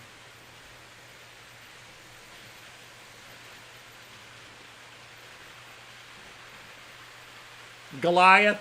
Goliath is fun, although I do get occasional angry emails about Goliath. That is disgusting! Yes, it's supposed to be. My favorite Goliath bit, to be honest, was him begging Smokey to take him to Tijuana. Smokey, when are you going to take me to Tijuana? Goliath, I keep telling you, I can't ride all the way to Tijuana. Why do you want to go to Tijuana anyhow? Because I hear all the guys at the club talking about all the shows in Tijuana, including all those animal shows with horses and donkeys. That's just disgusting, Goliath. Why would you want to go see that? I don't want to go see it, Smokey. You don't? I want to go be in it.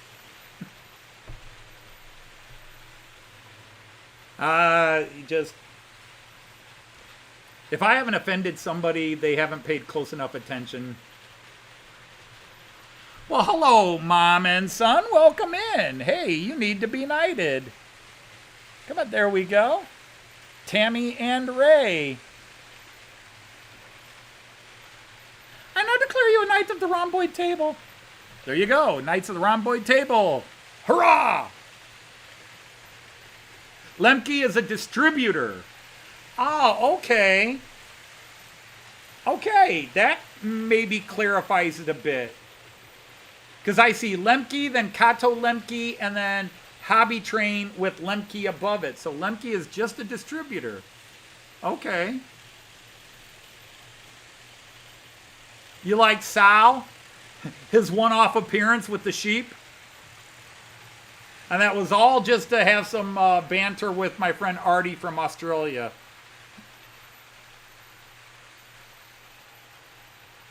The only Goliath you know is a big red lorry. Yeah. Well, again, see, I didn't expect many people to get the Goliath reference.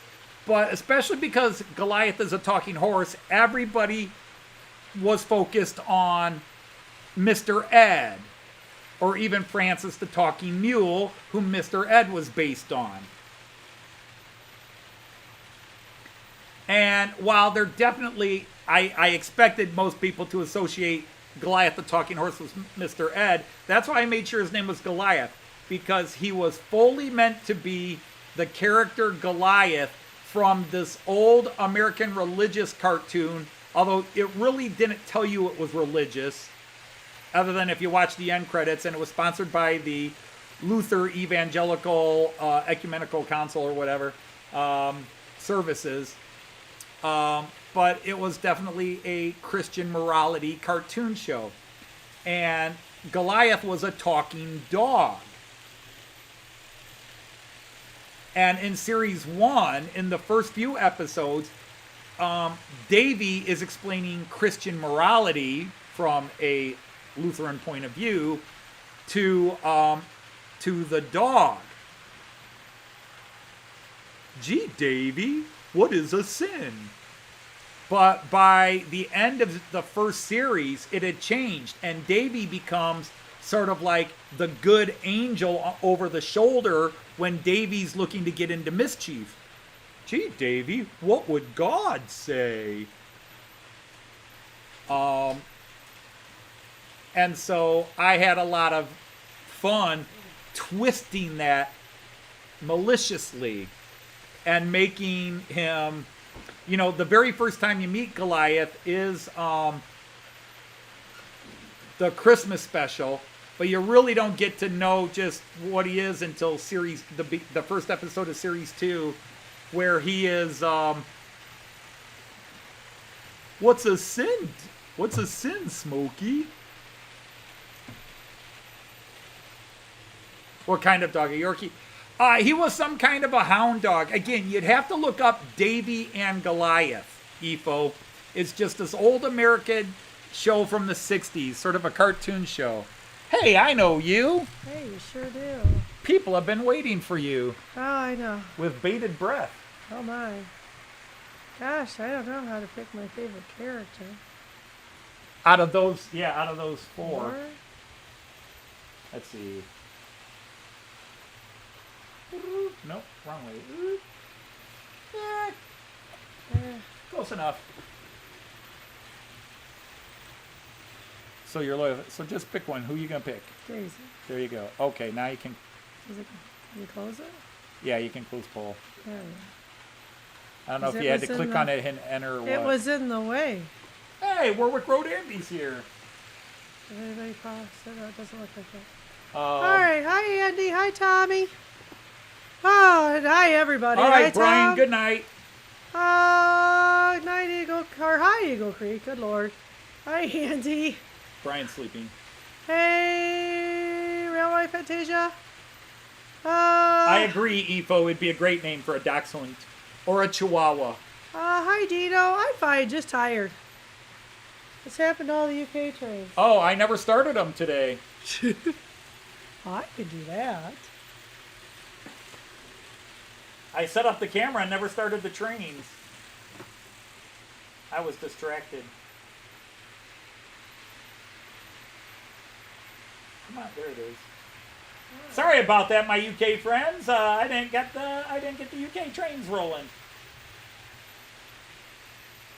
I left the same two up from last week.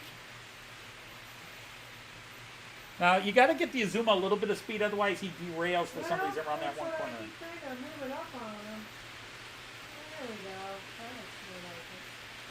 And then the EuroStar seems happy enough.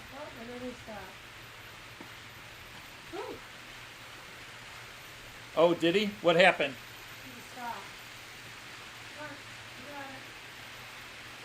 Well, the EuroStar is on the big one with the knob. The big one with the knob, You probably need to clean the trash. as opposed to the one with the big knob. Given that it's on the floor and stuff. Yeah, it's probably time to vacuum again. So you can check. By the way, I do have some good news in the renovations department. Okay? It's not It's not nice. It's not cement board. It Okay. is an asphalt coating Okay. over hardwood. Oh, well, okay then. Well, not hardwood, but OSB. Yeah. no, not over OSB. It's not hardwood as in beautiful hardwood floor, but it's Right. full wood flooring. Oh, okay. That's good. So yeah. So, All right, Mark. Good night. Take care, my friend. okay. So I go back to my highs. Hi, everybody who said hi. Yeah. Hi, everybody who said hi. Indeed. Now, yeah, Joseph so- Aglada says Joyce Hi, is here, Sean. younger as usual. Yeah, I got that. I don't know how that If happened. she kept getting younger the way you say Yes. she does every episode, she'd be about 13 right now, and I'd be in trouble. So, hey, Valley. Hey, Tom. Night Fantasia? Yeah, Mark. Yeah. Hi, Langdon Road. Wow, there's only 29 likes today. What happened? We had a small crew. Oh, something else going on? You got a big train show somewhere?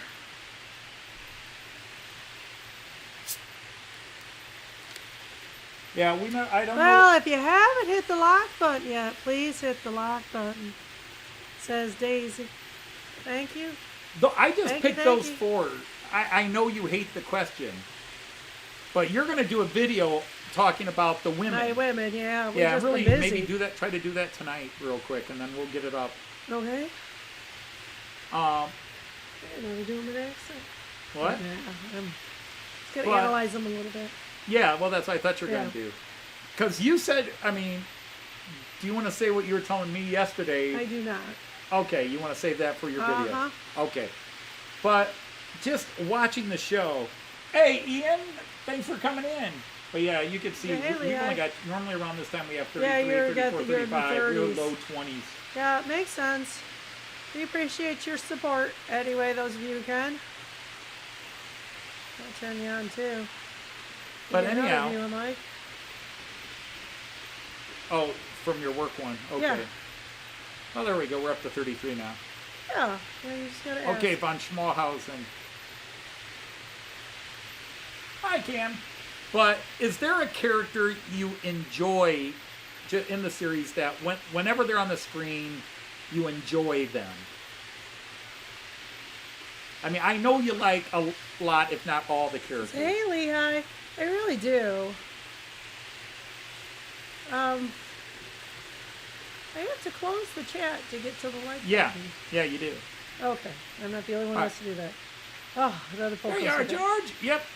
So hey, George. Yeah, as long as he's on the tricks track, he runs happily. Yeah. He does not like the Bachman. Gotcha. The Azuma did handle the Bachman, but last week he I didn't. say, I think I enjoy doing Daisy. And probably the one I like the least. Well, not in terms of whom you like doing in terms No, of vocal. just the vocalizing. Right. Well, Daisy's just fun, you know, with all her flirtatiousness and stuff. You kind of clicked there. I didn't know it. Yeah, that's what Something I was dramatic happened. Oh, time for bed. All right. Night, Efo. Thanks for coming, bud.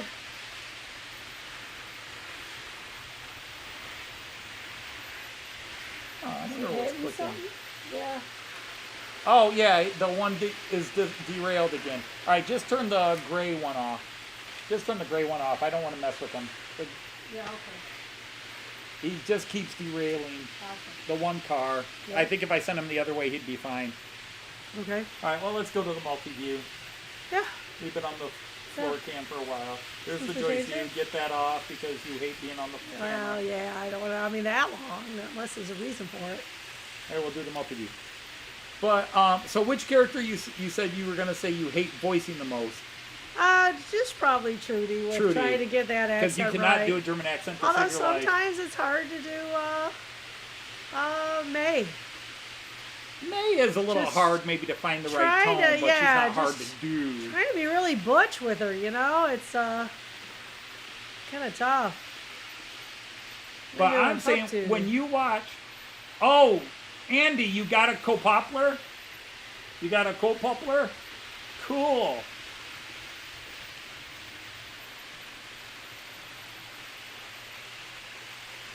But which character on the Matt Clarke series, which characters do you like? Whenever they're on screen, you just like it. They're good entertainment. Like Smokey, is Smokey always funny, or other times where Smokey annoys the crap out of you? Smokey's usually funny. I like the couples together. Okay. I like Matt and Lil together, and I like Daisy and Silas together. So that's kind of See, that's a fun. great answer to the question. That's a great answer to the Alright. question. You like it. You like when those guys are together. It's Yeah. always fun. Like Rusty Twanger. I always like Rusty Twanger. It's hard to say he's not my favorite character because I just don't use him a lot. But anytime he's on, Yeah. it's going to be funny. Oh, I know. I could see that too. Anytime Rusty Twanger makes an appearance, it's funny. And Rusty Twanger has not appeared in Series 3. Yep. And I hear he's not happy about it. Yeah, indeed. He's not happy about it.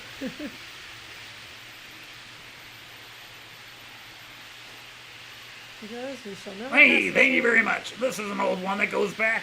Yeah. Well, that nice one he wrote for Lil. Out in a gotta Davida, my darling. Don't you know I'll always be true? Who else could Right. take in a gotta Davida and sing it to Yeah. Marty Robbins' El Paso? Wasn't Yes, he he was on tour. Yes, that was the reason he was on tour. Yep, in fact, that's why he's not in Series 3. He's on tour in Europe.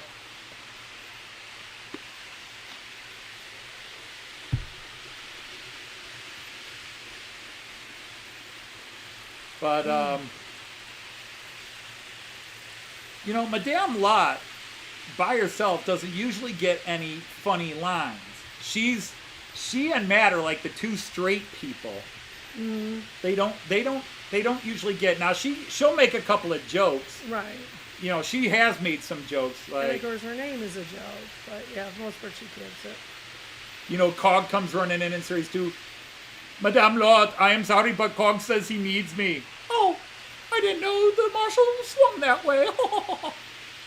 Right. Oh, now, Madame Lot, that's not funny. But Cog's kind of a, he's just there. I like Cog because Yeah, I he's create all likable. these characters. I know their backstories. I like Cog. Right. Cog is meant to be a gentle giant. Cog is a, but no, we've had a lot of people who don't realize that Little Beaver and Daisy are the same character.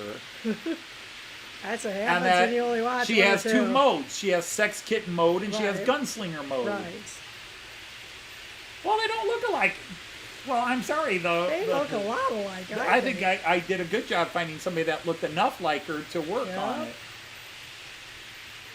So, Now, see, a funnier poll would be to ask all the horn dogs who do they like better, Daisy as the sex kitten or Daisy in gunslinger mode in all black leather. you do that next week. Then you have an excuse to send the rest of the persons to Europe to find Rusty. Yeah, they're Twanger. all going to go to Europe to find Rusty Twanger. Oh, there you go. Why not? Death train in Mexico.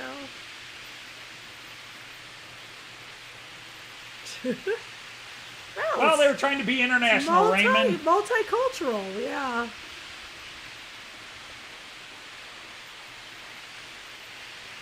Hey, Blondie. Yep. Eli Wallach called the one. Hey, Blondie. Always called the Clint Eastwood character Blondie. Hey, Blondie. We should make our decision, dinner decision earlier. Say what? Dinner decision earlier today. You want to do dinner early? Well, what do you want no, to do? just decision early. Yeah. Well, what do you want to You do? wanna do pizza or you tired of pizza? I'm a little tired of pizza. Alright, I'm more in the burger steak mode, steak sandwich. We could do Marco steak sandwiches, or we could do steak escape, Okay. or we could do Five Guys. I haven't had a Five Guys in a while. It's been sounding good. Okay. Da, da, da, da. 4-week-old golden Labrador. Oh, that's a darling, I'll bet. Yeah, no doubt. But wow. I think they might find them everything. where. Hey, Artie's awake. How you doing, Artie? Hi, Artie. Good morning. Very early good morning. Very early good morning to you. What, about 7, To the festival. 7:20 there? I think it was that late. The Carnival. What time is it, Artie?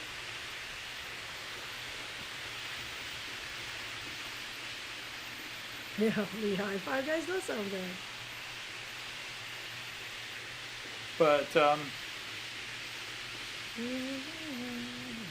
no, I took 2 days here off of writing, and I'm really thinking of just restructuring part of C19 and redoing it.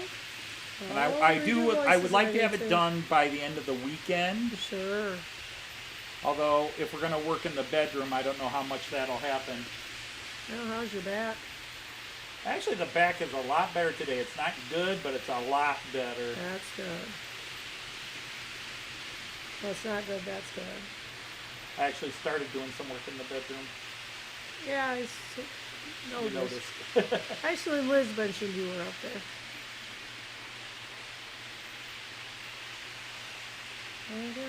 I just don't know why it keeps derailing that one way, but I just need to get another circuit of Tricks track and get rid of that Bachman Yeah. track altogether. I would think so.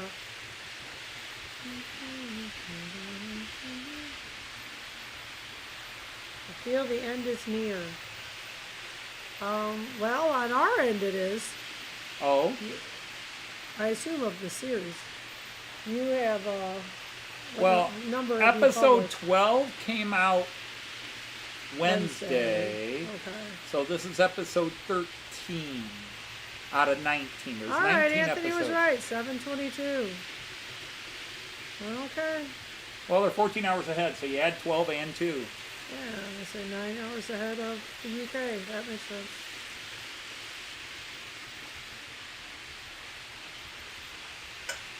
Okay. Well, that's better. I thought you were earlier than that.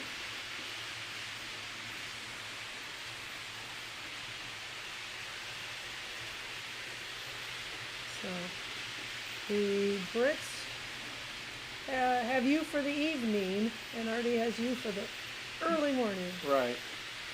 And the Americans don't have me at all. Nobody has me. Gee, I was really trying to be very non-controversial earlier in my live stream, and we just did not get a big crowd today. Well, it is what it is. 23, 22. That's getting late, bud. Apparently I had nothing listed as interesting on my live stream, so Oh, alright. I guess I should have said Daisy May and French Maid or something, I don't know.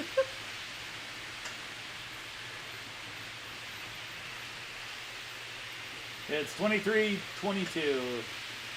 Yep. It's late. I wouldn't be awake at that time, I don't think. Well, no, that's kind of, we're just talking about who has me at what time right now Yeah. when I'm live streaming. Yeah. I got you very late. Yeah, I'm in the... Well, I just don't go into a lot of the American live streams. I try to go, but I think I hit as many Canadian as... I was going to say, you've been in the Canadian ones. It's good, Mark, the rivet counter. Yeah, Mark posted a... Mark made me keep it quiet Okay. for a Right. long time. Yeah, for your time, almost midnight, but not my time, midnight. That's what I was trying to say. I'm not very awake right now, to be very honest. I am very tired.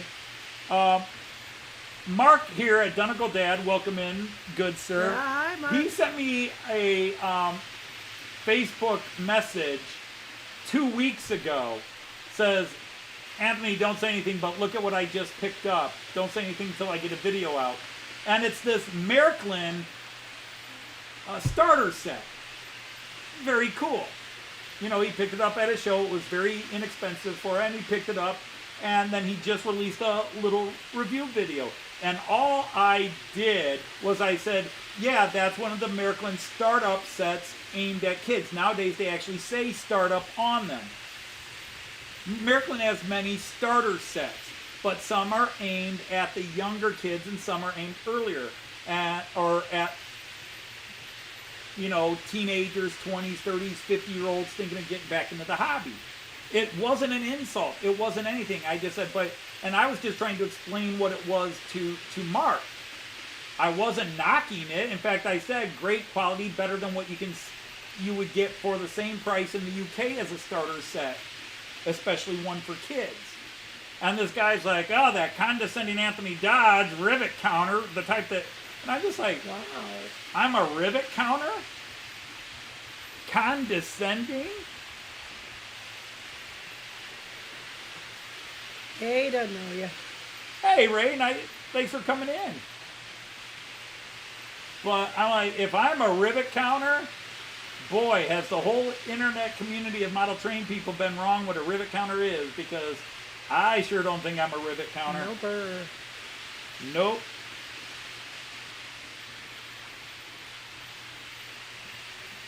I already did a rivet counter song, You should have.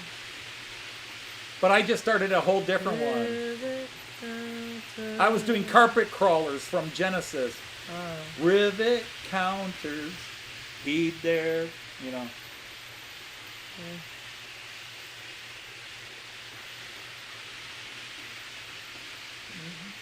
You gotta get out to get in. Yeah. Actually, it's you gotta get in to get out, but in this case, you gotta get out to get in, you know. But yeah, I'm not gonna do a second rivet counter song. Teacher strikes. Yikes. Yep.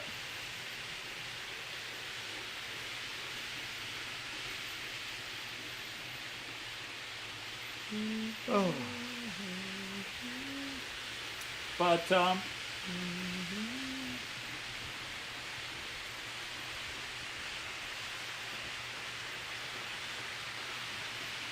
yeah, I'm that type. And again, see, the thing is, Sitch posts say more about the person posting than the person they're talking about. Because I type in black and white, okay? You don't know what emotion I'm typing in unless I stick a smiley face or a middle finger in it. You don't know. So you're projecting, you're reading that with your own attitude. It's black and white print. I don't put emotion into it unless there's clear, hostile language in it. Like, I hate you, you stupid, then it's like, okay, this person doesn't like me. But, when you're projecting your own emotions into that, you're reading it in a certain way and going, oh, here's one of these, and it's just...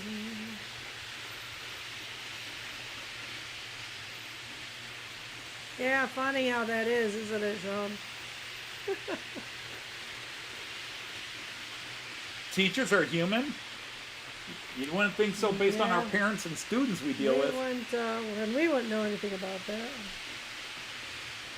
To this day, the weirdest thing is to walk into a restaurant, like Joyce and I would, or be in a store and have our students look at us like, why are you here? Yeah. I thought they locked you up in a little robot closet when the school ended.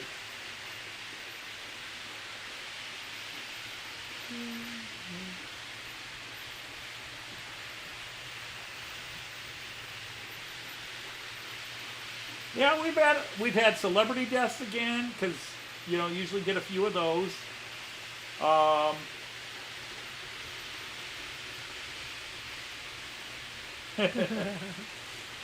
Too many flowers. Chris from Bally's 56 and Paul Bozeman from Tommy Station, they're going to be doing a Morecambe and Wise show together very soon. Okay. Rivets are German frogs. Rivet, rivet, rivet.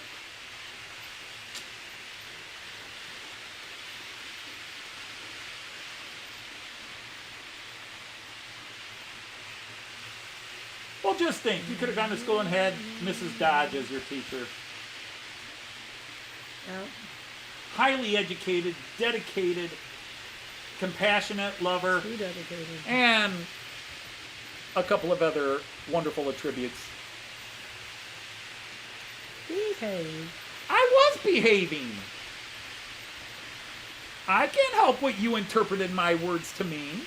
I just got done talking about that, and you turn right around and interpret something that may or may not have been there.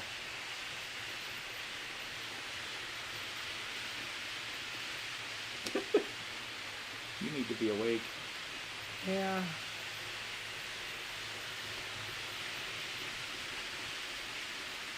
Feels like a nap time though. The Meng A7V. I have no idea what that is. No?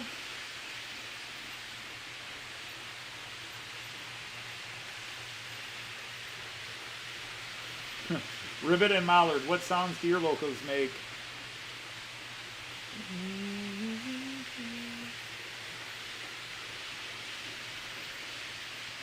The Bee Island Boys. Your I could have been. transport train's going really slow.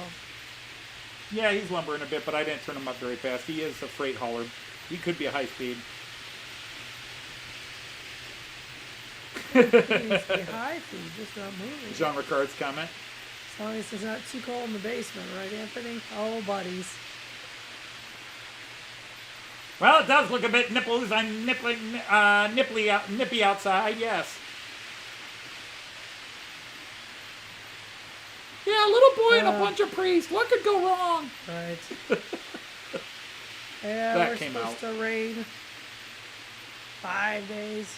The better ones are coming up. Yeah. Well, the plot's getting thicker, so yeah, more things are happening. Well, the plot is a pretty obvious plot.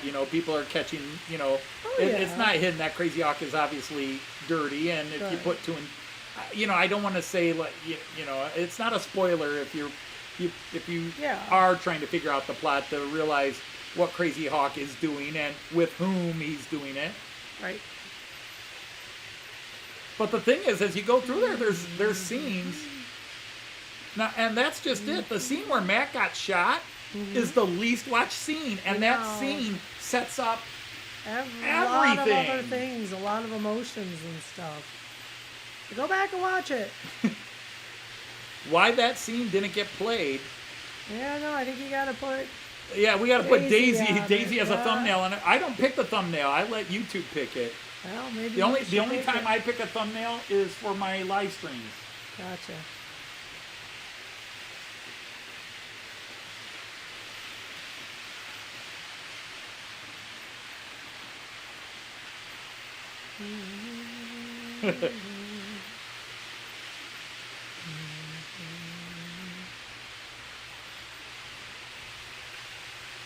He's a bad shot. He's a good shot. Yeah, he is a good shot. You're going to find that out the hard way. Yeah. No,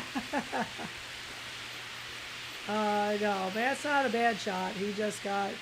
Well, Couldn't he's get undercover. making a joke. We had this little argument on a Gotcha. phone call where Matt shot the finger off of Right, four-finger Bill. Right. Or five-finger Bill to make him four-finger Bill. Mm-hmm. And that scene's coming up too. When does that come out? Is that Monday? No, that's even later. But That's anyhow, good, Artie.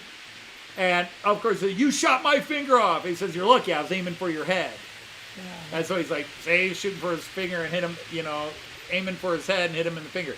Actually, if you go back, he was shooting him in the hand because he had a stick of dynamite. So he intentionally shot him in the hand. Yeah, just stop him. from But firing. he says that to get at him. Right, to annoy him. Why the four-finger gang all have 5 fingers? No, they don't. I was George, gonna say- they don't. I am pretty sure that's a detail Anthony took care of. No, all the members of the four-finger gang have 4 fingers. Go back and look.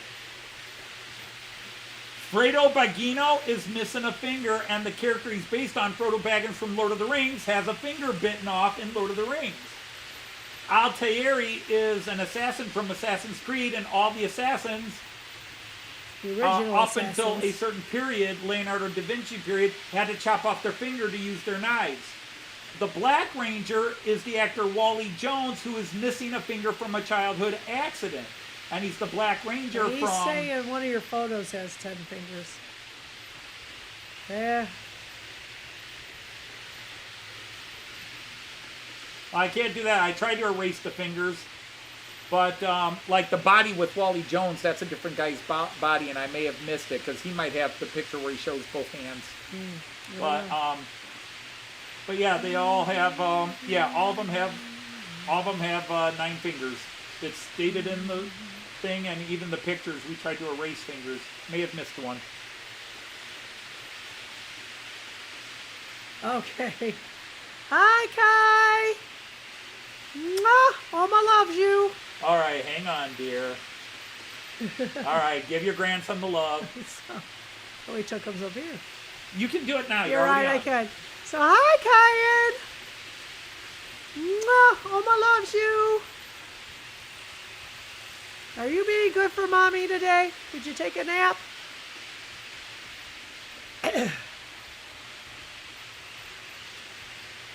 Raymond. He didn't want to hello, but that's weird. How did he not jump up and go? Well, he gets a little moody at times.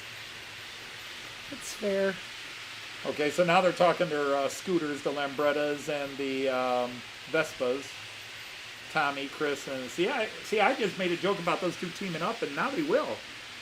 Whew. They got their love of scooters and trains and comedy and bad pun jokes. Okay.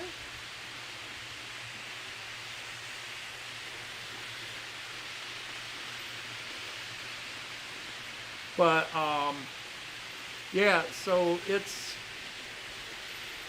7 more episodes to go. But there's like 3 of them that really don't have a lot of humor, or the humor is very subdued. Right. Like the one where Matt Clarke gets shot.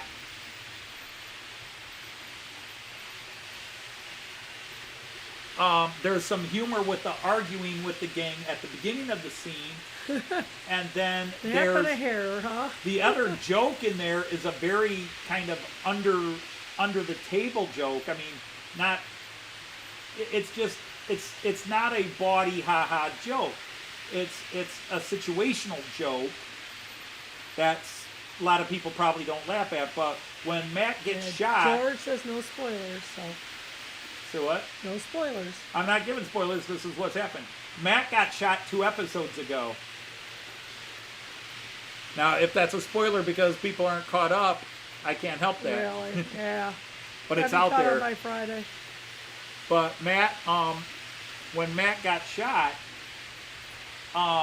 the only other joke besides the arguing, the banter at the beginning of the scene with the gang is when Sal shoots Matt and then hops off the train like, I got him, and he wants to come out and finish him off, and Four Finger Bill starts talking to him. Yeah, you definitely got him. There's blood here.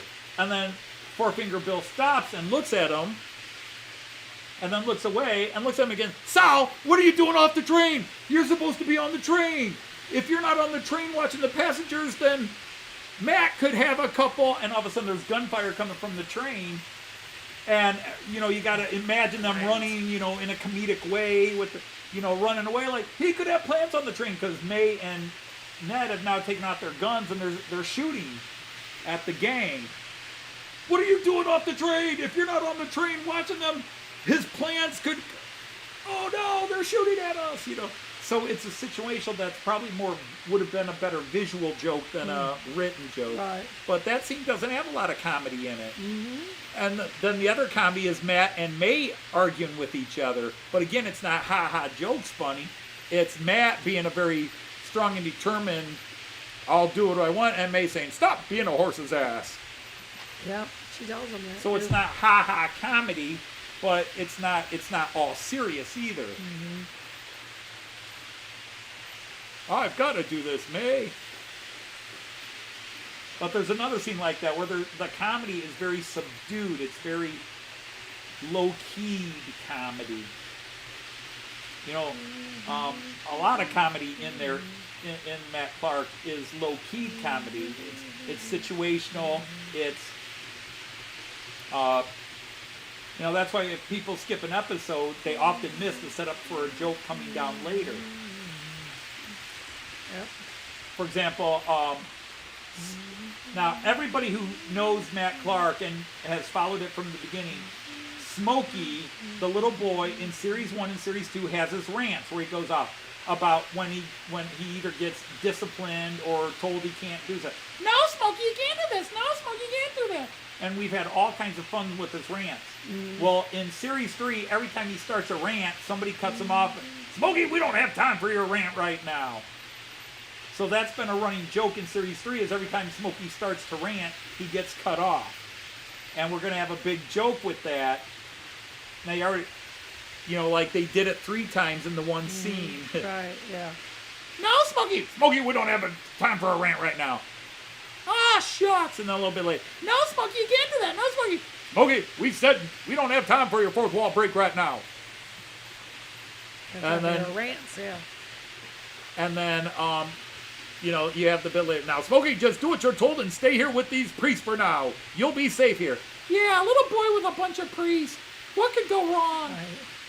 Hey, noob. Hey, welcome, noob.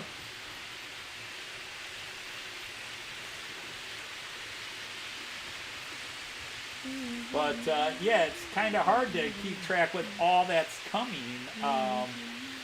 Because originally I thought this would be a 17 episode, and then I rewrote some things and spread some things out. But I'm happier with it. Good. Other than now that I've gotten up to scene 19 and started editing scene 19, there's a couple of parts of it I'm not happy with. And I want to maybe change it.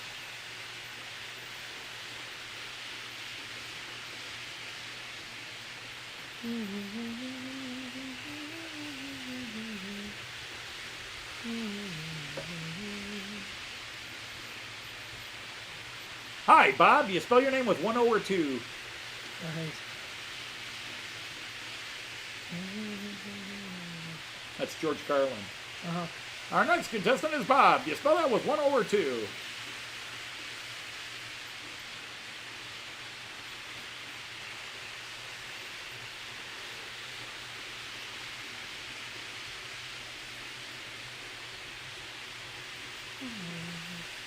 Oh wow, he wrote BSA 2-stroke.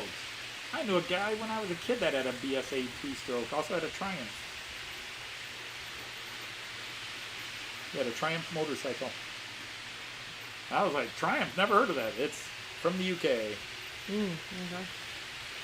You know, my Uncle Dale had the Indians. He had the big old Indians. Yep. My dad always rode Hondas, at least that I remember. I'm sure if he had them, I mean, I think the Honda 350 he bought in the early 70s was his first motorcycle that I know he had. He might have had motorcycles when he was younger, but he raced cars, so he always had cars. Right. But Uncle Dale and my grandpa both loved racing motorcycles. Trying to save the two strokes now.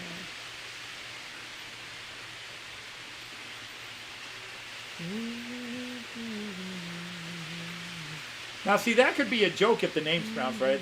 There's a few frauds around. Oh, I know a lot of frauds. Some of them on YouTube. Frauds. I assume the name is pronounced Frauds. Frauds. Frauds. That's not frauds.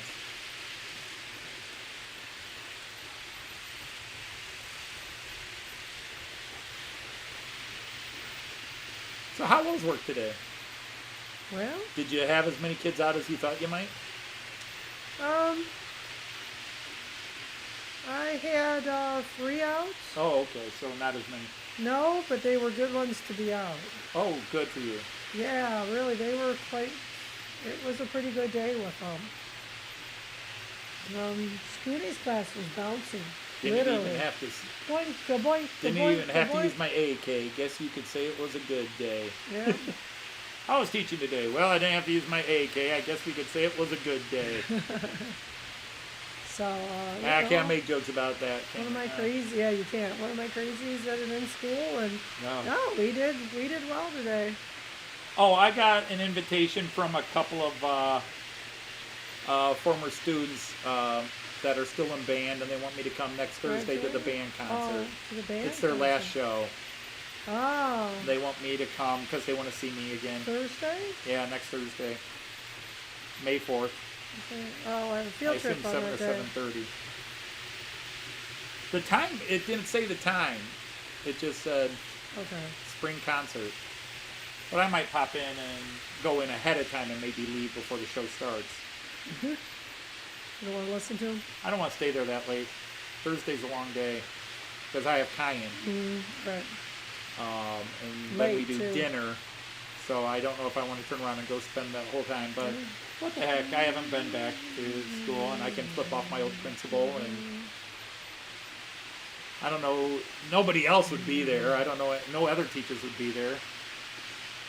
That's the problem. Nobody goes to the band concert.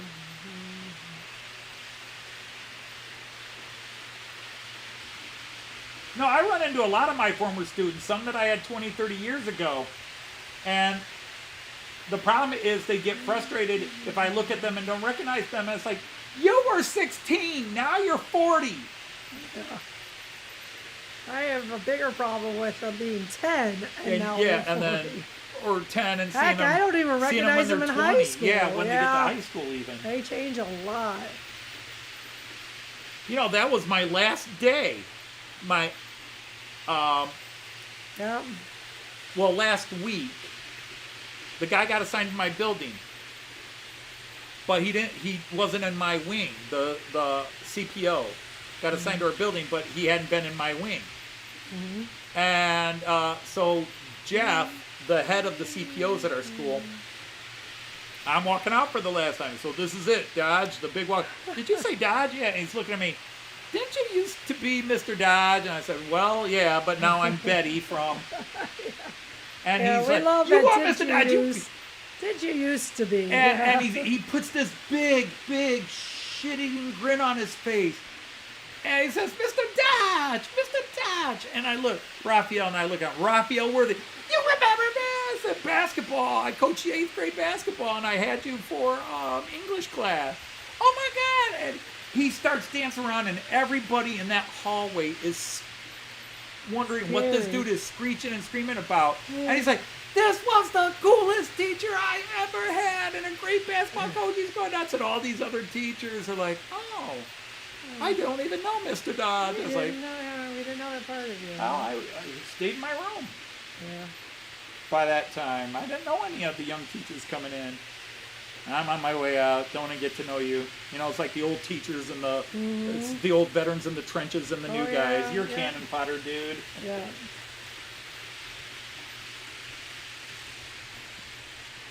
Yeah, the female teacher. Yeah, that was an idiot. Yeah. I didn't leave that building at the time I planned on. I think I was there an extra half hour while we strolled down memory lane, and all these other hall monitors, these other teachers walking by going, "Wow, when did he have you?" He's like, "Man, that was what?" I was like, "It was 1992. I've got your picture in my basement." He says, "What?" I said, "Yeah, I still got the team photo in the basement." That city championship team, well, made it to the city championship. Right. We lost the championship game, but we made it. Yep. The first Leverett team to do it. Yep. Although, what's his name? Guy that retired a year or so before me, and I taught his twin kids, the one who adopted the Romanian twins, Russian twins. Can't think of his name now. Tom, whatever. Anyhow, he claims he coached basketball before me. I'm like, dude, I was at Leverett before you came in. Your memory is skewed. He did And it he after claims, you. we went to the championship. I was like, Leverett had losing seasons every year before I became coach. Yep.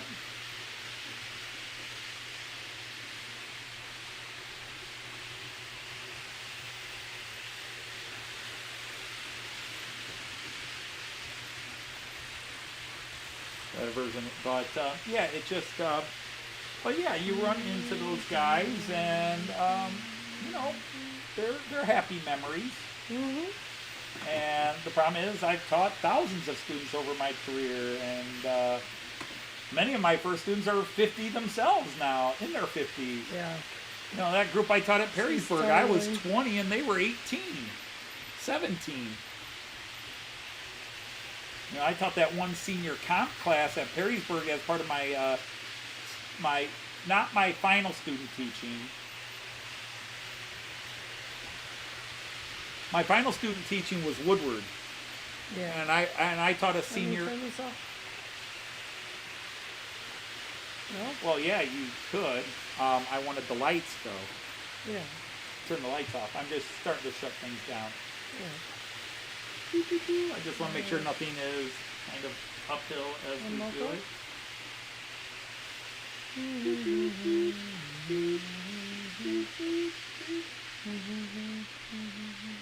Yeah, we'll get an early start on that because it's almost time. Oh, it's the EuroStar is running. Where we at? Yeah, no, he's going. There you go.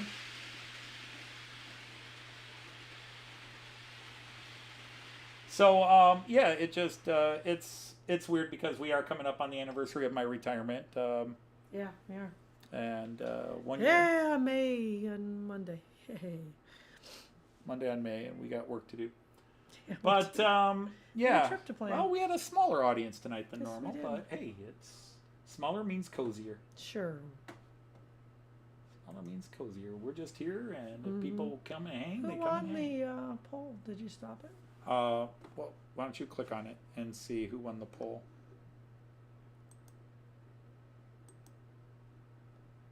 It doesn't say. Well, click on it. Click on Daisy again. Click on Daisy. Oh, it's letting you vote for more than one? Oh, I don't know. Click on Daisy and hit enter. Or double click on Daisy, I don't know. Why is it not letting you vote? I already voted. Oh, you got a goofy thing. Oh, well. I'll find out later.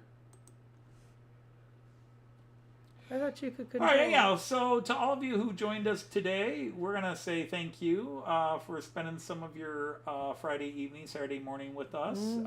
We always appreciate it.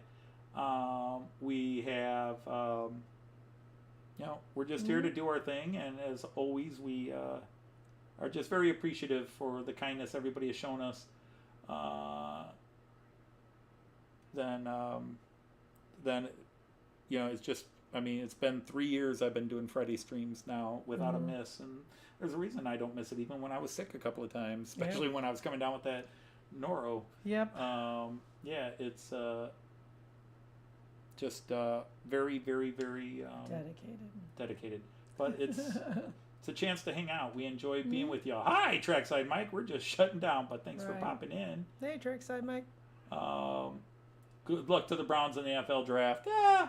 Although a lot of people are starting to say the Browns could be a dark horse. I'll believe it when I see it. Yeah, at this point, we'll see it. They've cleared out some They've let us deadwood down and too many times. Yeah, we go in with restrained expectations. Right. But I expect Deshaun Watson will really be good this year, and they've signed some guys. They have gone out. They have signed some good guys in free agency. We'll see if it all goes together.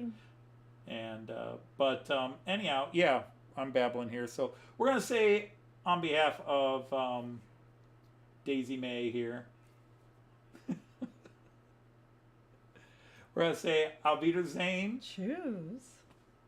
You went Daisy and German. Okay, Auf Wiedersehen Choose. and happy trades. Take care, everybody. We'll see ya. See